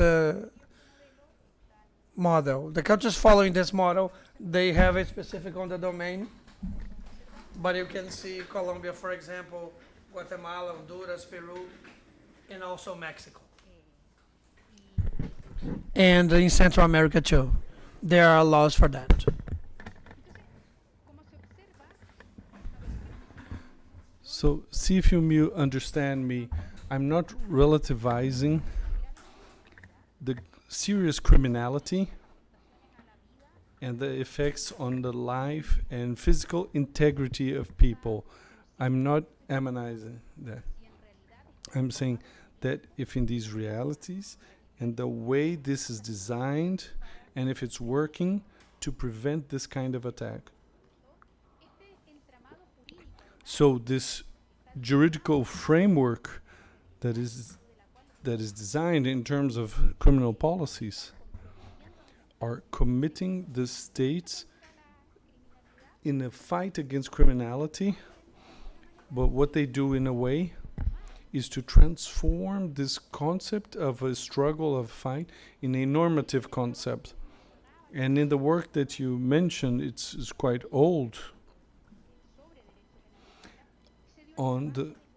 He had the work of speaking or talking about this, how many times struggle or combat popped up in the project of the European Constitution. 14 times.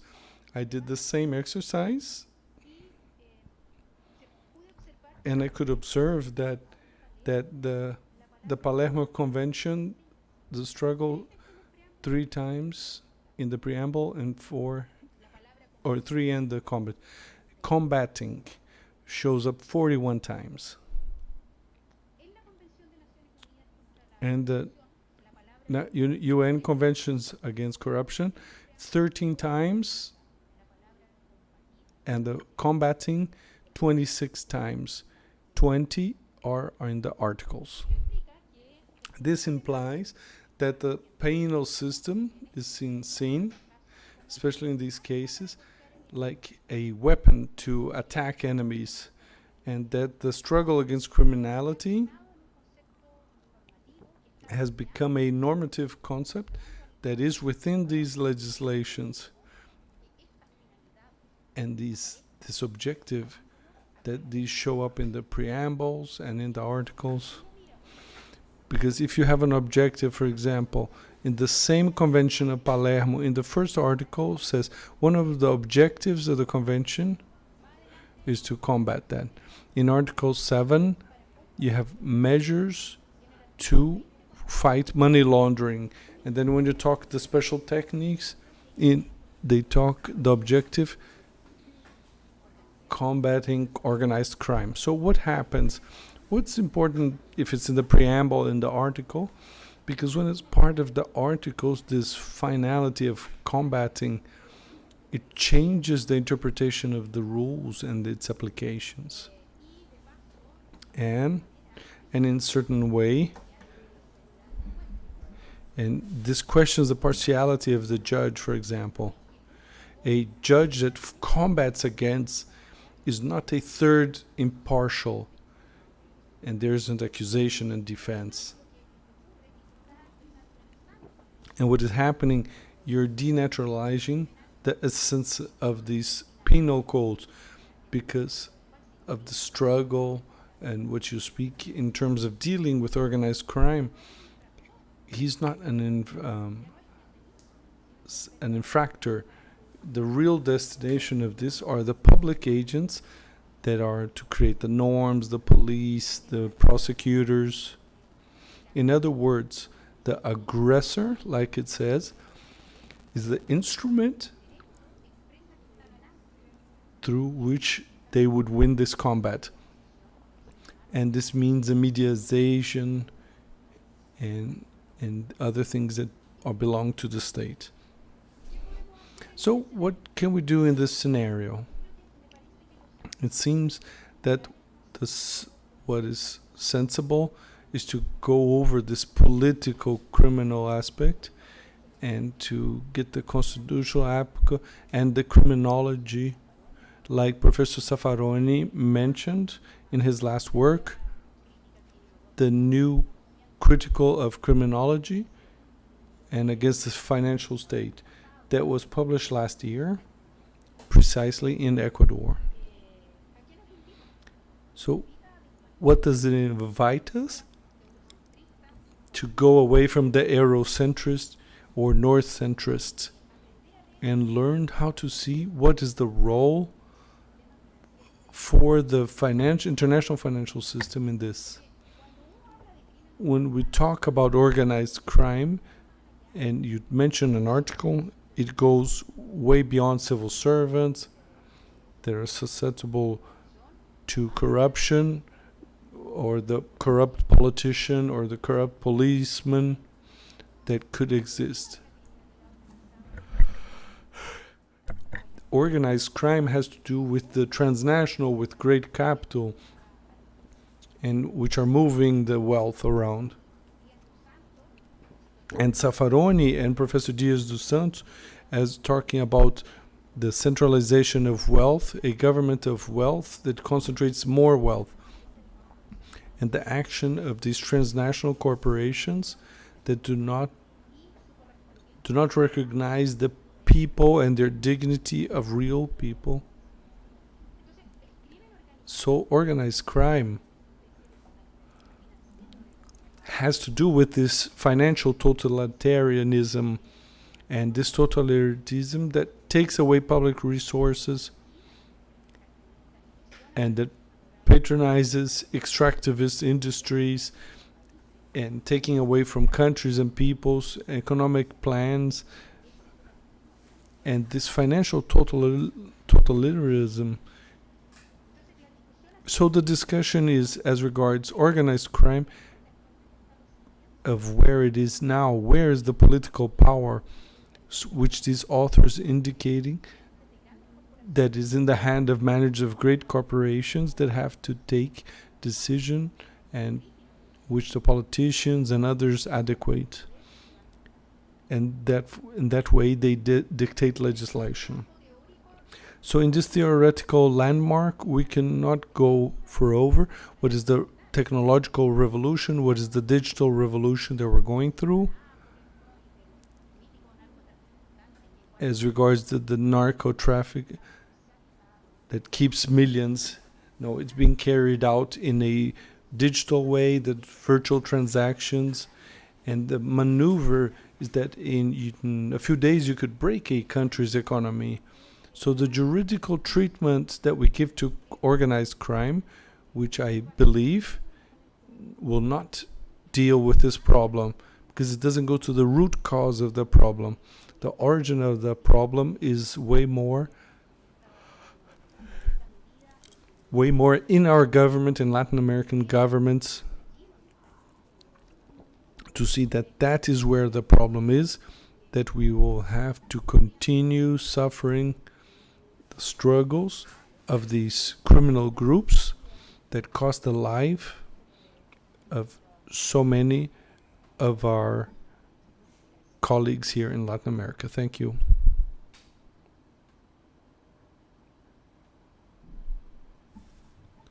Meu Deus, essa mulher fala rápido. Estás muteado, Roberto. Saca un mute, por favor.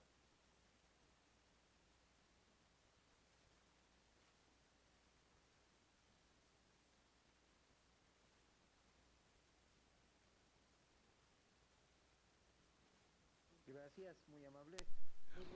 Thank you. Thank you, Mirna. Very good positions and exposition. I don't know if you're listening to me and if I'm being seen. Very good presentation, very interesting, that deals a lot with a very current theme. We also had seen in with our commissions this kind of phenomena that later on that we can continue in this forum and to talk about the subject of as a phenomena within these actions and as regards organized crime. I don't have the questions haven't arrived yet, but so maybe I would do a question myself.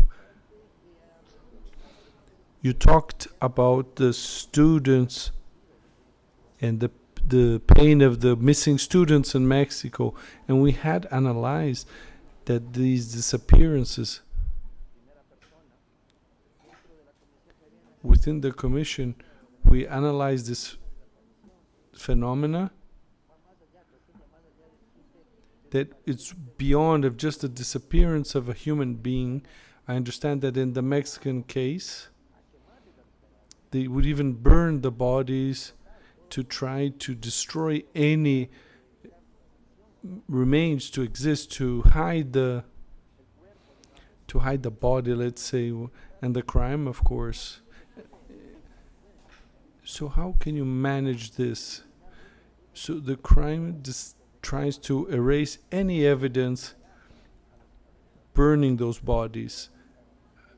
How can you deal with this? Do you have any idea on that? This is from the penal point of view, or in terms of the investigation? The investigation. See, these are themes based on the general norms of those national legislations. If what you deal, if when you hide a body, there are national articles that talk about covering a crime.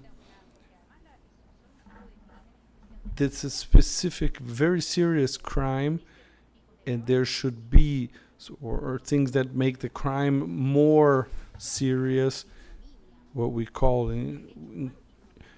making it even more ignominious than before, or extending the evil and the pain that it causes more than let's say what is necessary. From the point of view of the investigation, you have to have some kind of criminal investigation that is specialized, especially when you deal the death of women. It's very interesting, the standards that the Inter-American Court gives.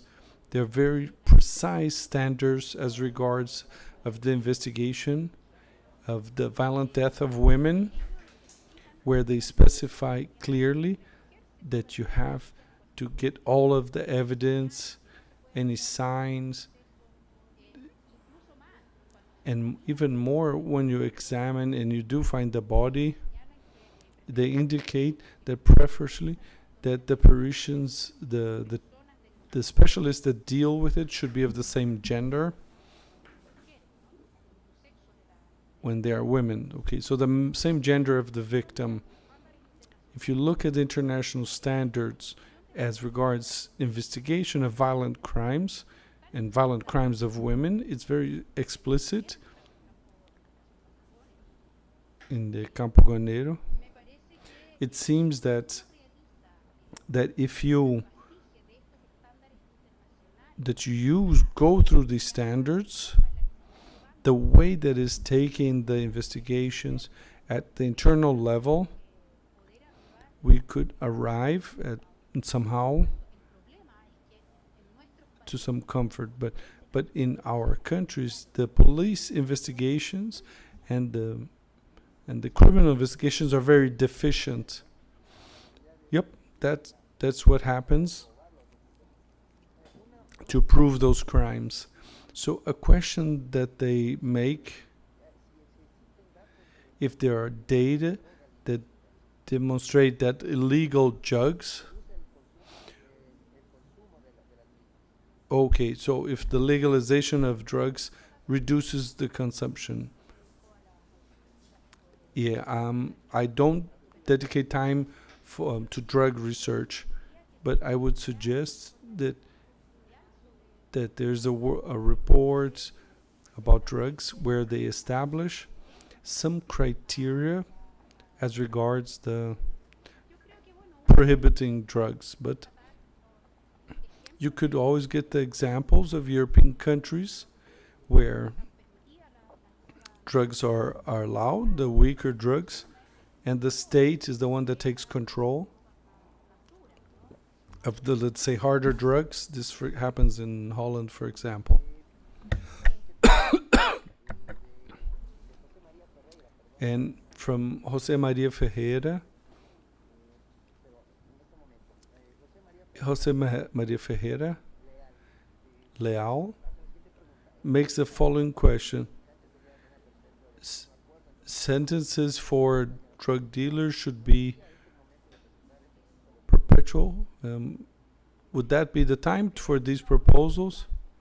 Not from my part.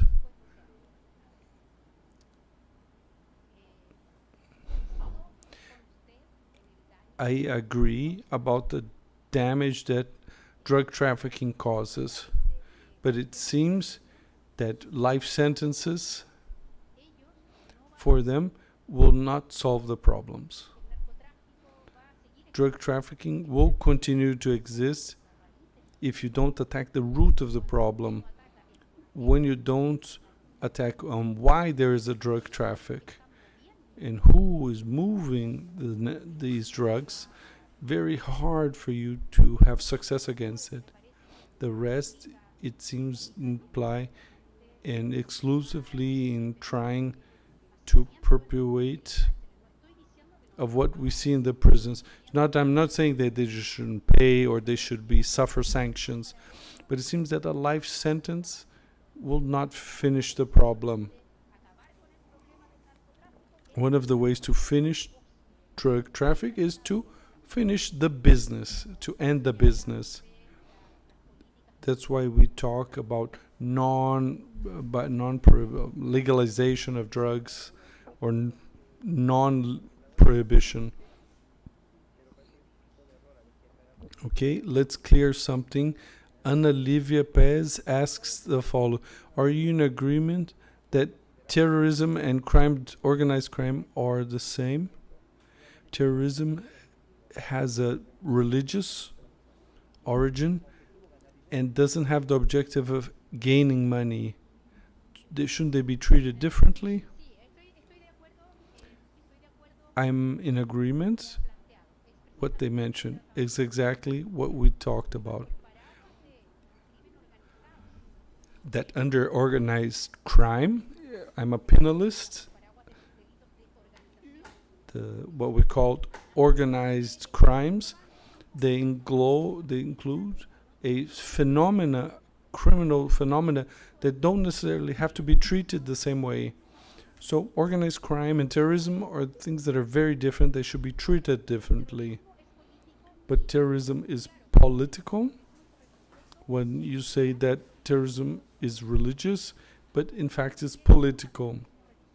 When you talk about religious terrorism, like Islamic terrorism, of course not all groups that execute this violence are terrorists. But in general, when we talk about Islamic terrorism, what he wants is to impose his view or impose the Quran on whole areas of the planet. And the Quran is like a constitution.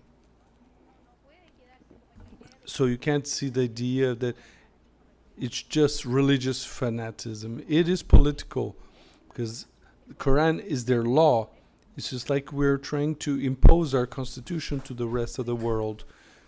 But yes, I do agree, they have to be treated differently. Terrorism is political. Seems we don't have any inquiries. Alex, go ahead. If you allow me to make a question. Go ahead, dear. I heard very closely when you talk about Rosso del Olmo, that talks about the evolution of the themes of drugs since 1918, 1919, the Opium War. You see this theme of drug trafficking as geopolitics, and I agree in that going beyond sanctions to put a life sentence is to not to go to the point that 1 kilo of cocaine that could cost $2,000 in Latin America doubles or multiplies by 10, 20, whatever. So the more prohibition, the more expensive, like in China, Japan, US, Europe. Maybe a proposal, a regulation, be the control of the quality or the quantity. It would probably reduce the price, and this would impact their financial markets. Maybe that's something you could clarify, but having the example, historical case that happened to alcohol, because when it was criminal, when they legalized, it was over. But you had a lot of damage and dead people. So I would see that. Thank you for the opportunity. I coincide with this. We have a kind of businessmen. They talk about the evil of drugs, and they forbid any drug that comes from Latin America, which are the producing countries, and to forbid this drug, but to allow drugs that come from countries from the north, like alcohol, like you mentioned. So for me, it makes sense. The idea that Zaffaroni and Dias dos Santos talk about a kind of a greater organized crime at the global level, where they really manipulate the financial issues and where they take the decisions as regards power. So if we ask, the drugs ends up in certain cartels, does it end there? So this is something that we have to go a little bit beyond to point out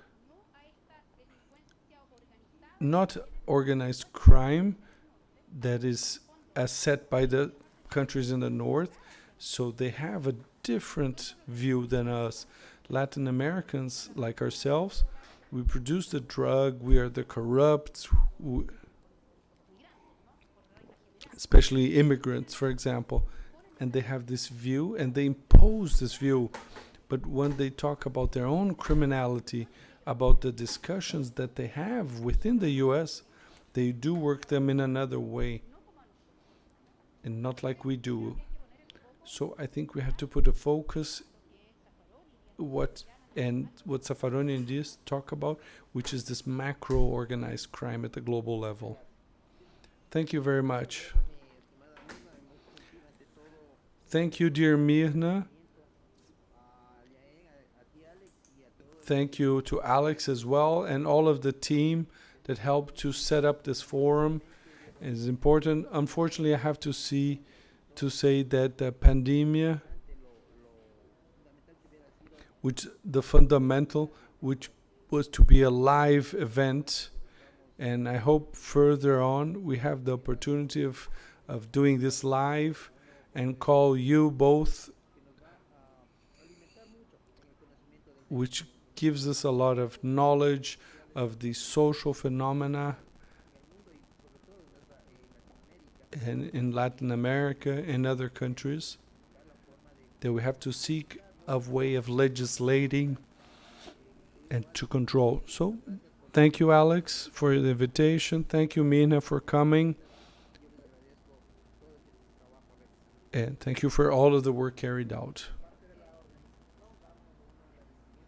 On the part of the organization, a special thanks to Professor Mirna Villegas Diaz from the Permanent Committee in Latin America for the Prevention of Crime, COPLAD, and Dr. Roberto Gomes, Rapporteur Secretary, very well moderated, very interesting topics, and we thank you for your participation. And we invite those who are watching us to the second thematic season that will start at 4 p.m. Brasilia time, whose theme is the Parliament's contribution to increase human security in Latin America, with Alexis Colmenades and Mr. Campoverde. Good afternoon. Thank you, Mina and Roberto, once more. Thank you. Thank you for the invitation.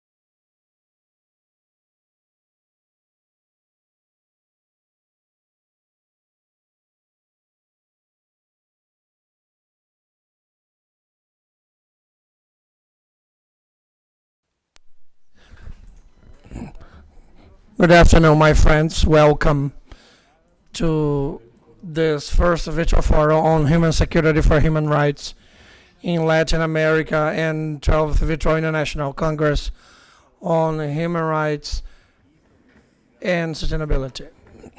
First, I'd like to thank the organizers of the event, both our friends in Brazil and our friends in Ecuador and all transnational institutions. Especially human security is a topic that is on my research on the topic of human security. And let's finish this afternoon session with the second thematic session, which is the contribution of the Parliament to increase human security in Latin America. And for that, we have the honor to invite the Congressman Absalom Campo Verde. He is former president of the National Assembly Commission of Ecuador, for the attention to cases of missing persons. The Campo Verde will comment on the topic on today, this afternoon. Welcome, Lecturer Campo Verde. It is a pleasure to have you here with us. What will the rules be for the presentation? We'll give you around 30 minutes for you to hold your presentation with the help of the material you consider to be important, and then we'll go on with the Q&A session asked by the audience. I have nothing else to say, but welcome you and pass you the floor. Thank you, Alexis. It's a pleasure to greet you with good afternoon, our friends from Brazil and Ecuador. Thank you for the invitation. It is a pleasure to be here with you. With all those at this thematic session, the contribution of the Parliament to the increase of human security in Latin America. It is an honor for me to attend to this important event, whose objective is to highlight and promote the importance of human rights in the construction of a fair, equal, and respectful society when it has to do with the Congress life. I am once more very happy for being here. I'd like to ask you the favor to help me with the slides for me to go on with the topic.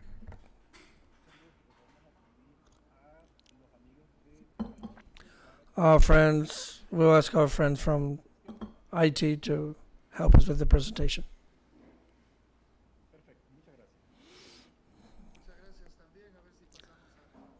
So, next.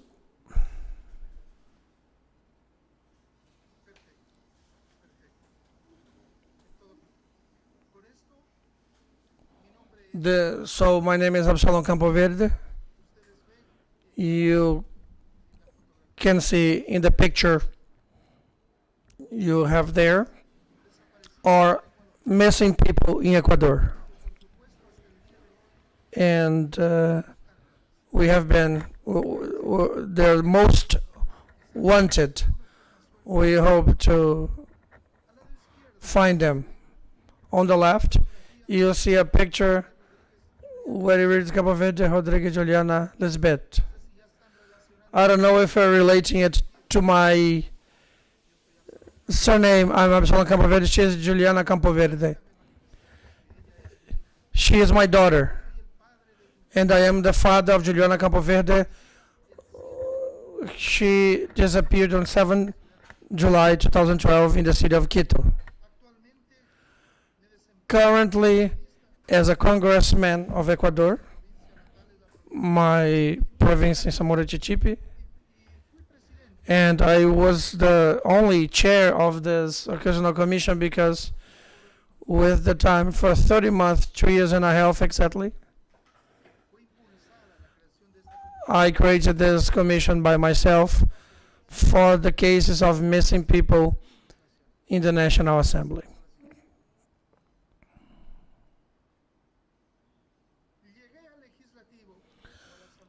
I got to the Congress with several objectives. One of them was to solve the problem of involuntary missing of people in Ecuador, because they are part of this reality of this pain we take all life long. Why do I say so? It's not that those who have been lucky enough to find their next of kin have finished this, but we still have our wounds open that will never be closed. The families of the missing people that live every day because they do not find their next of kin, the uncertainty, the desperation, the lack of power is constant and every day in everyday lives. I levered up the creation of a legislative commission,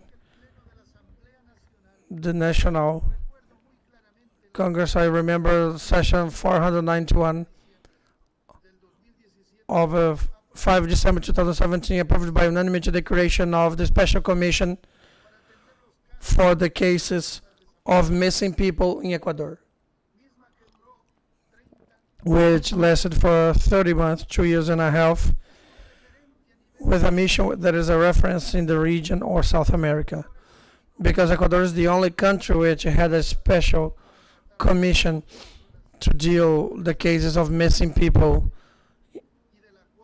and of which I was named by unanimity the chairman.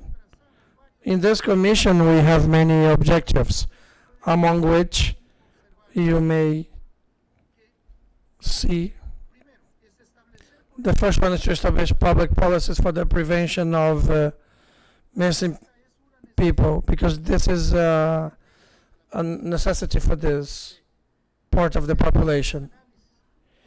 Carry out a deep analysis of the regulation that may be applied for missing people in order to provide the legal reforms and the development of a new law.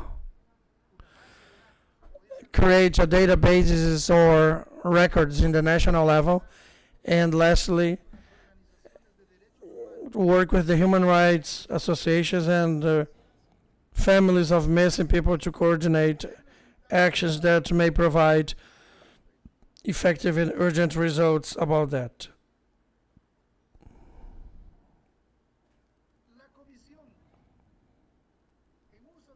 The Commission, using its attributions, requested information to all institutions.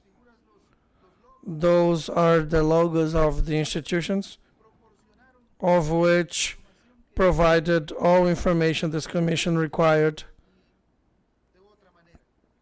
one way or the other, aiming that the cases of the missing people may have the best way, or we go in the generation of public policies for the prevention, generating, so we may work articulatedly in normative solutions and having a situation preliminary diagnosis of the problem of the involuntary, of the unintentional missing people. All institutions that have to do with the topic of missing people. All the ministries, public defense, etc. Next.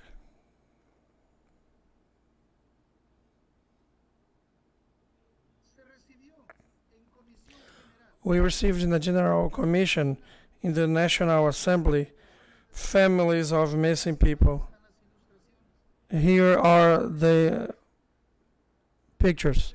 Civil organizations, defenders of human rights, to go on with the cases in the Congress. Out of those, you were able to get to know cases about unintentional disappearance of people all over the country. The idea is to help the family members. It is hard to listen to all the drama they have been through, and also the organizations such as Descendor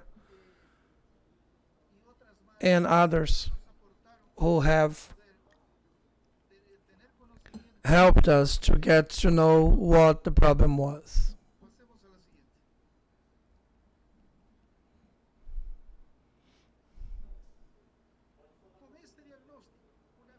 With this diagnosis once more aware of the problem, it was necessary and important to know what was the work of that surveillance in Ecuador. That's why we moved from Quito to some provinces of the country, taking into account that in the country, only the province of Pichincha and Asoy have specific missing people surveillance. We have 24 provinces, so there are specialized surveillance, and the other 22 do not.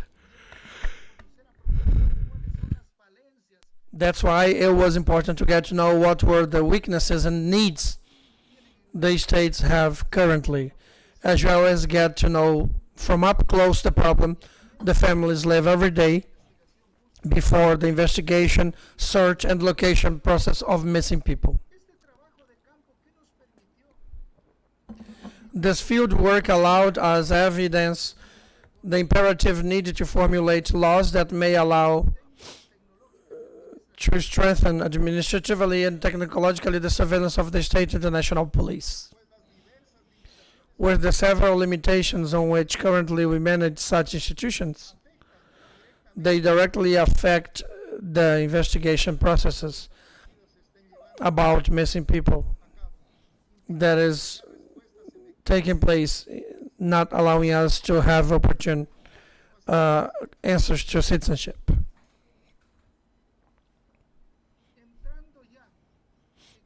Getting into the topic, the work of this commission continued, and for this reason,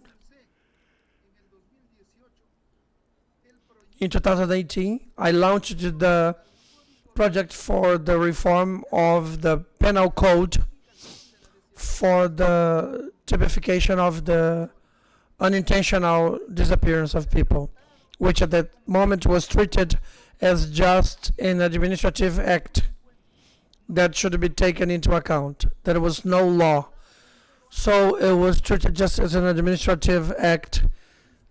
Just as an example, we could talk about the stealing, just like a vehicle was stolen, treated the same way. Then it was approved within the package of penal code reform in December 2019, going into force as of 24 July 2020. You have to take into account when there are reforms to the penal code in Ecuador.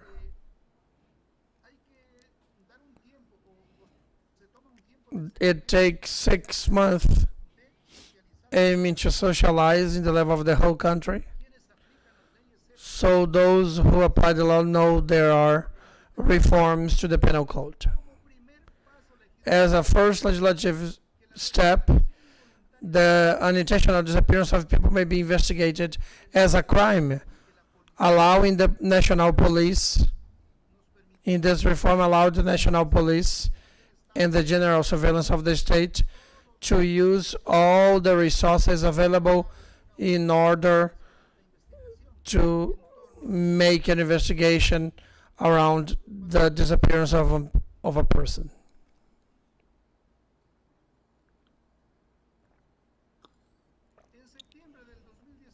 In September 2018,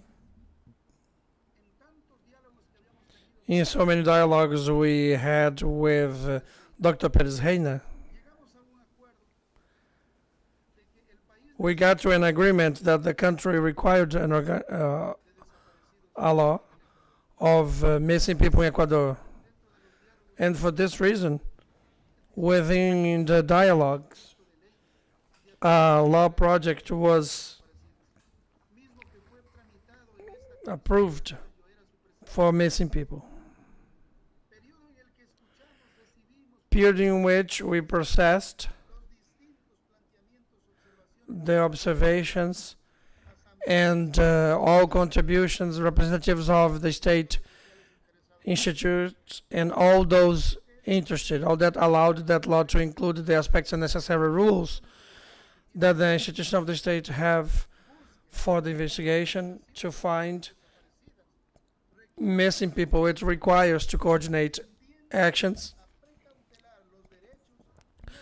tending to treat and defend the rights of the missing people and their families.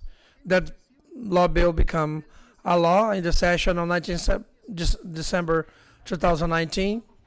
We approved that most of the Congress voted on the organic law in case of missing people presented by the current president of the Republic, Moreno Garces, and was published in the official record number 130 in Wednesday, 28 January 2020, becoming an icon of South America due to being Ecuador the first country in South America and the second in the whole American continent after Mexico to have this law in favor of the missing people of Ecuador and the world.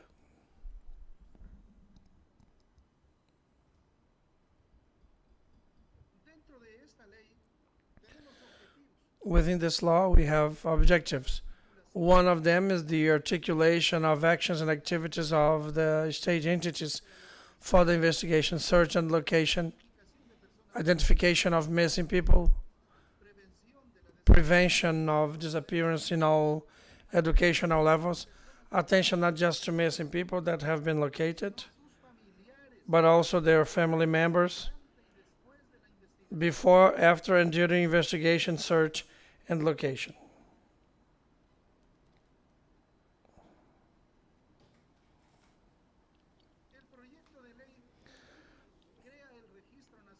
A bill creates the national records of missing people, located people, identified, no identified, and with no identification as a technological platform of informatics approved that interoperates, organizes, and concentrates the technical scientific information on missing people. The information of this record will be used only in the investigation, search, and location processes. We created a database of missing people, no identified people with no identity and that have not been reported, even those who are interconnected with the national records of missing people. The database of missing people and court record will focus the court information that is now scattered and will be used in the investigation, identification, search, and location process of missing people.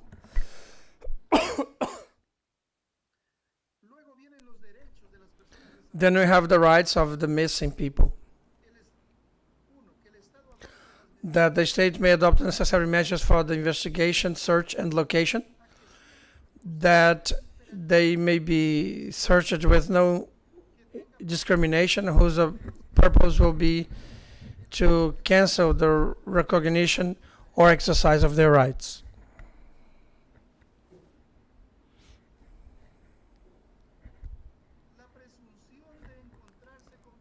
The assumption of being found alive. In our country, we have the assumption of death. Now our assumption is to find the person alive during the investigation, search, and location procedures, not to stigmatize their private lives or behaviors that motivated their disappearance, and have the psychological and medical attentions after been located.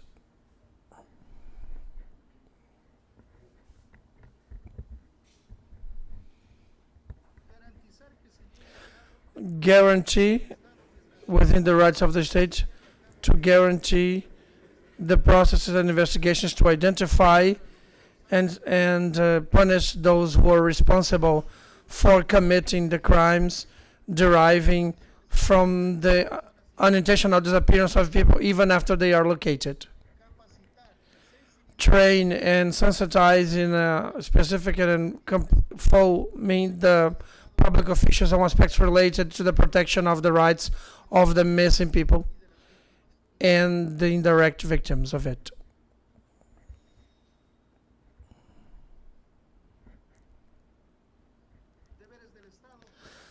The rights of the state give the due attention to the victims, so through the due authorities they may get the attention necessary in the psychological, juridical, and social scope during the investigation, search, and location of the missing people. Provide with the technical, technological, and material human resources necessary for the effective fulfillment of the rights established provided in this law. Coordinate the action necessary with the corresponding authorities for the search and location of an Ecuadorian citizen abroad.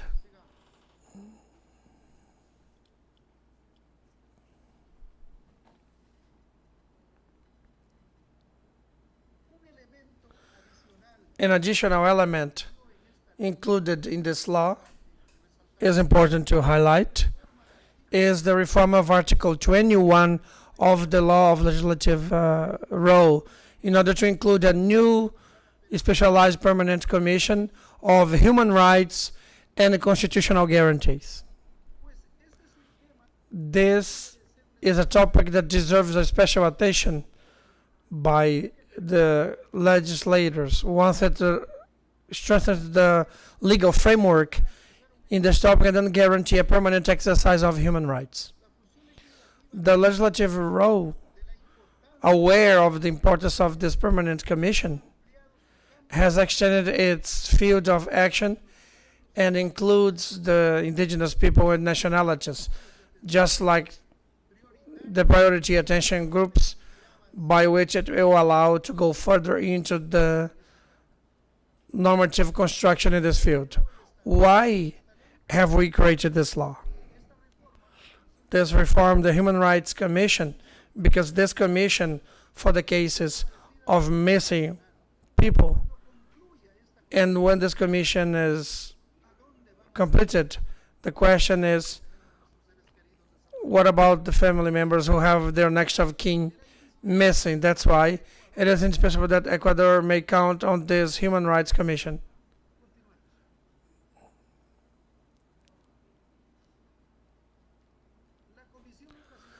The Commission for the Cases of Missing People of the National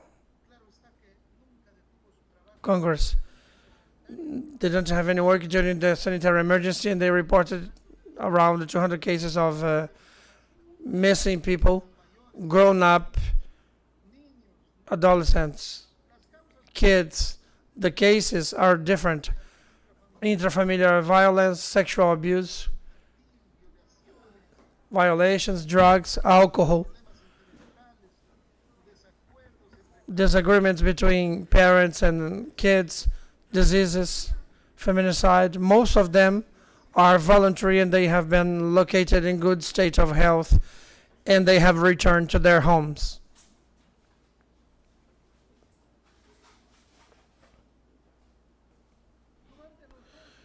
During the 2 years and a half the Commission worked, there were cases in different provinces of the country. Out of the national territory, cases of foreigners missing in Ecuador. We wanted to follow up with those that have been located alive, and in some cases we are not lucky enough. But this table, through its technical team, has been present together with the family members, associations, institutions, authorities, going continuously in order to locate the people who have disappeared. The Commission, for 2 years and a half, when it was in force, it converted to a point of convergence of all the institutions who have the search, investigation, and location of missing people, what has allowed us to get to know the reality of the operation of those institutions, their limits and needs. And from our competences be the channel through which they have accomplished and met many institutions in order to improve the said processes with which we have succeeded to expedite the response of the state to the family members. And why is it interesting to follow up with the family members? Because we had the surprise that when the monitoring would come, present the report that they had to wait for 48 hours in order to receive the report, or they would not be well treated. Because you have to wait. If it was a woman who had a fiancé, probably she just left home because she vanished with her boyfriend. This is the answers we get. And even nowadays, Even these days, you don't have the theme of the 48 hours. The report is at the moment, and the inspector is obliged to accept that information that has presented. So this commission is important to give, to continue and to give, to follow through. To number all of the people's disappeared, elderly, kids, adults, in all these 2.5 years, it would be impossible. The stories, the difficulties, the tears that we as parents, as friends, as family, would be infinite. In the commission, we kept, and as an assembly member, we kept the commitment of working for those that do not have voices, because that is the mission to whom we are in charge, to improve the process, to create better laws. And now we had the opportunity as a parliamentarian with my colleagues that worked in the commission, members of the technical commission, to create visibility for those who disappeared in our country, and knowing that this thematic will be important, that shouldn't be excluded from public policies of the country, and in its term is something that should be debated at the national level.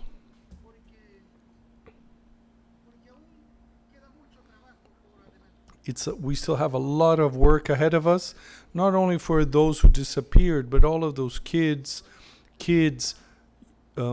retired teenagers, all of those people to whom who are violated one of their human rights, which I would like to repeat, that the National Assembly should maintain this commitment of seeking the right of those who do not have voices, who have been forgotten, and especially that those in the future will be the engine of such a beautiful country that is Ecuador. And to give my solidarity to my companions and friends in this struggle that for many years have not rested seeking these people, and for them that I'm here to fight and to demand that the institutions responsible on this theme, that they should find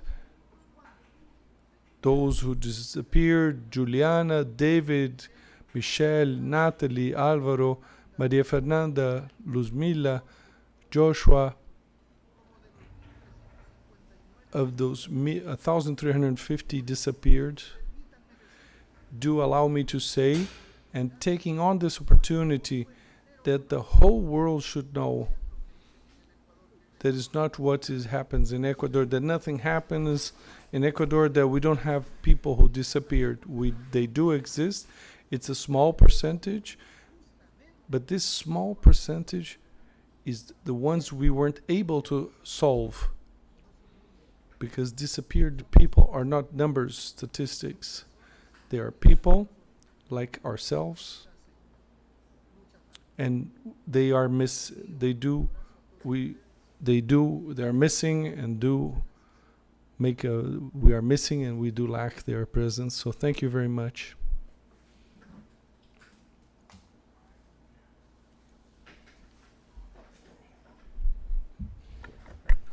Ele está com o microfone fechado. Está muteado, professor. Disculpe. Gracias. Muchas gracias, asambleísta Campo Verde. Thank you, Mr. Campo Verde, for talking about the role of the parliament in these initiatives that have to do with human security and in what we're living in a pandemic. Like you mentioned, we still have cases of people disappearing. And to hear about your reality and put names to those who went missing, and it's impossible not to feel empathy with this effort, with this commitment that from your personal and your parliamentarian position, so that we get to know the Ecuadorian case. That is something that is of concern. Thank you once more. Now let's go to a round of questions. Seeing your experience within the theme and how you've handled it, how do you see the theme as regards the future? What I mean by that, as a parliamentarian, a man, an Ecuadorian, a Latin American, how do you see the theme of the disappearance of people in the future? What will be the desirable scenario, and what is the worst scenario possible as regards the theme? Dear Alexis, thank you for the question. I would like to say the opposite. I like to say the world that I would not want to hear about any missing people. But unfortunately, I have to say that is not how it will be. People will continue to go missing. So that's why it's important a reform to the law, and something that was not legislated. People would disappear so easily, and there was anyone who would do justice for them. They would show different paths. Take this way, go this way, or wait for patient. They will come back. This is not the answer that you should give to a human being. So the question, dear Alexis, and the concern of others is, what will happen when this commission ends? Where will we go to? So that's why it was inevitable to create a commission in human rights, and it'll work from the next year, right at the beginning of the year. But the most painful theme in the cases of people that have hurt others, of those have taken away these dear human beings, there results that for them they have the human rights, but we, the victims, the parents, the brothers, aunts, uncles, nephews, when will there be human rights for us? That is the question I would like to set. I think we should see a balance, a point of equilibrium of human rights for those who do these crimes, and they think not even a little bit in the damage they cause to this family for forever, because they will be suffering the causes of the consequences for all their lives, and human rights is there for them. So for those who do human rights all over the world, that we should seek a point of equilibrium. Let's be balanced to give human rights to the victims as well as these undesirables that cause this damage. Unfortunately, the missings will continue. Thank you. Assembleísta é estranho, né? So you referred to the work that you've been developing. I will read here the question. I'm very sad about the missing, your daughter going missing, and my condolences. Thank you for your effort to find your countrymen. This is from Sucre, Bolivia, Maria Martina. Congratulations, a beautiful conference. I followed the theme of the missing and the angst that goes on the family seeking their loved ones. Barbados, Tocantins, Brazil. I'm sorry for your daughter. I do hope you do find her. Deborah, Regina, words that were very much felt by participants. I think this is a theme that has touched all of us very deeply. Thank you very much for your struggle. Beyond laws, what should be done in the Ecuador situation?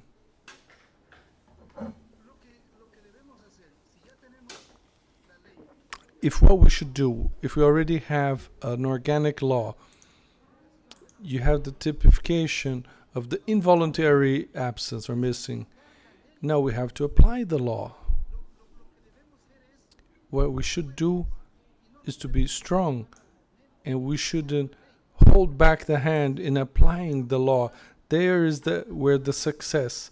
Otherwise, it will be no good. All of this effort for the construction of this law and to change the code and to give this gift to Ecuador, but it will be no good if it's not applied.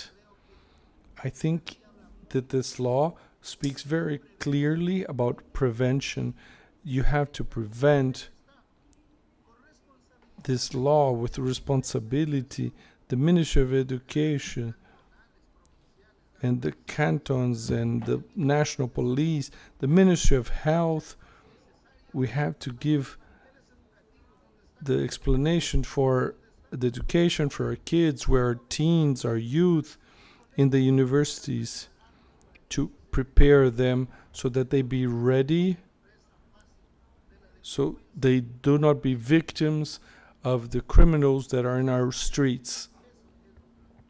I think that's what it should be. Que é Charles?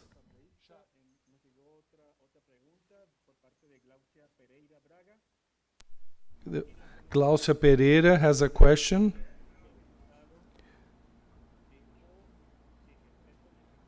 And in the pandemic, they didn't take on their role of guaranteeing human rights and on safety.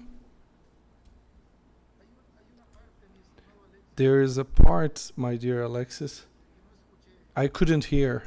I'll repeat the question. During the pandemic, it was very evident that the state wasn't effective in its role in guaranteeing human rights and as regards security as well. Well, for good or for bad, yes, we could say so, but we cannot mix of what happened in the pandemic. This is a global event, and they provoke people and to others, and in many ways, of what the friend said, it's very clear what has happened in our country as regards the pandemic. There's a lot of people, we don't know where they are. I think what has happened in the country happened all over the world. I think it's very relative in that sense.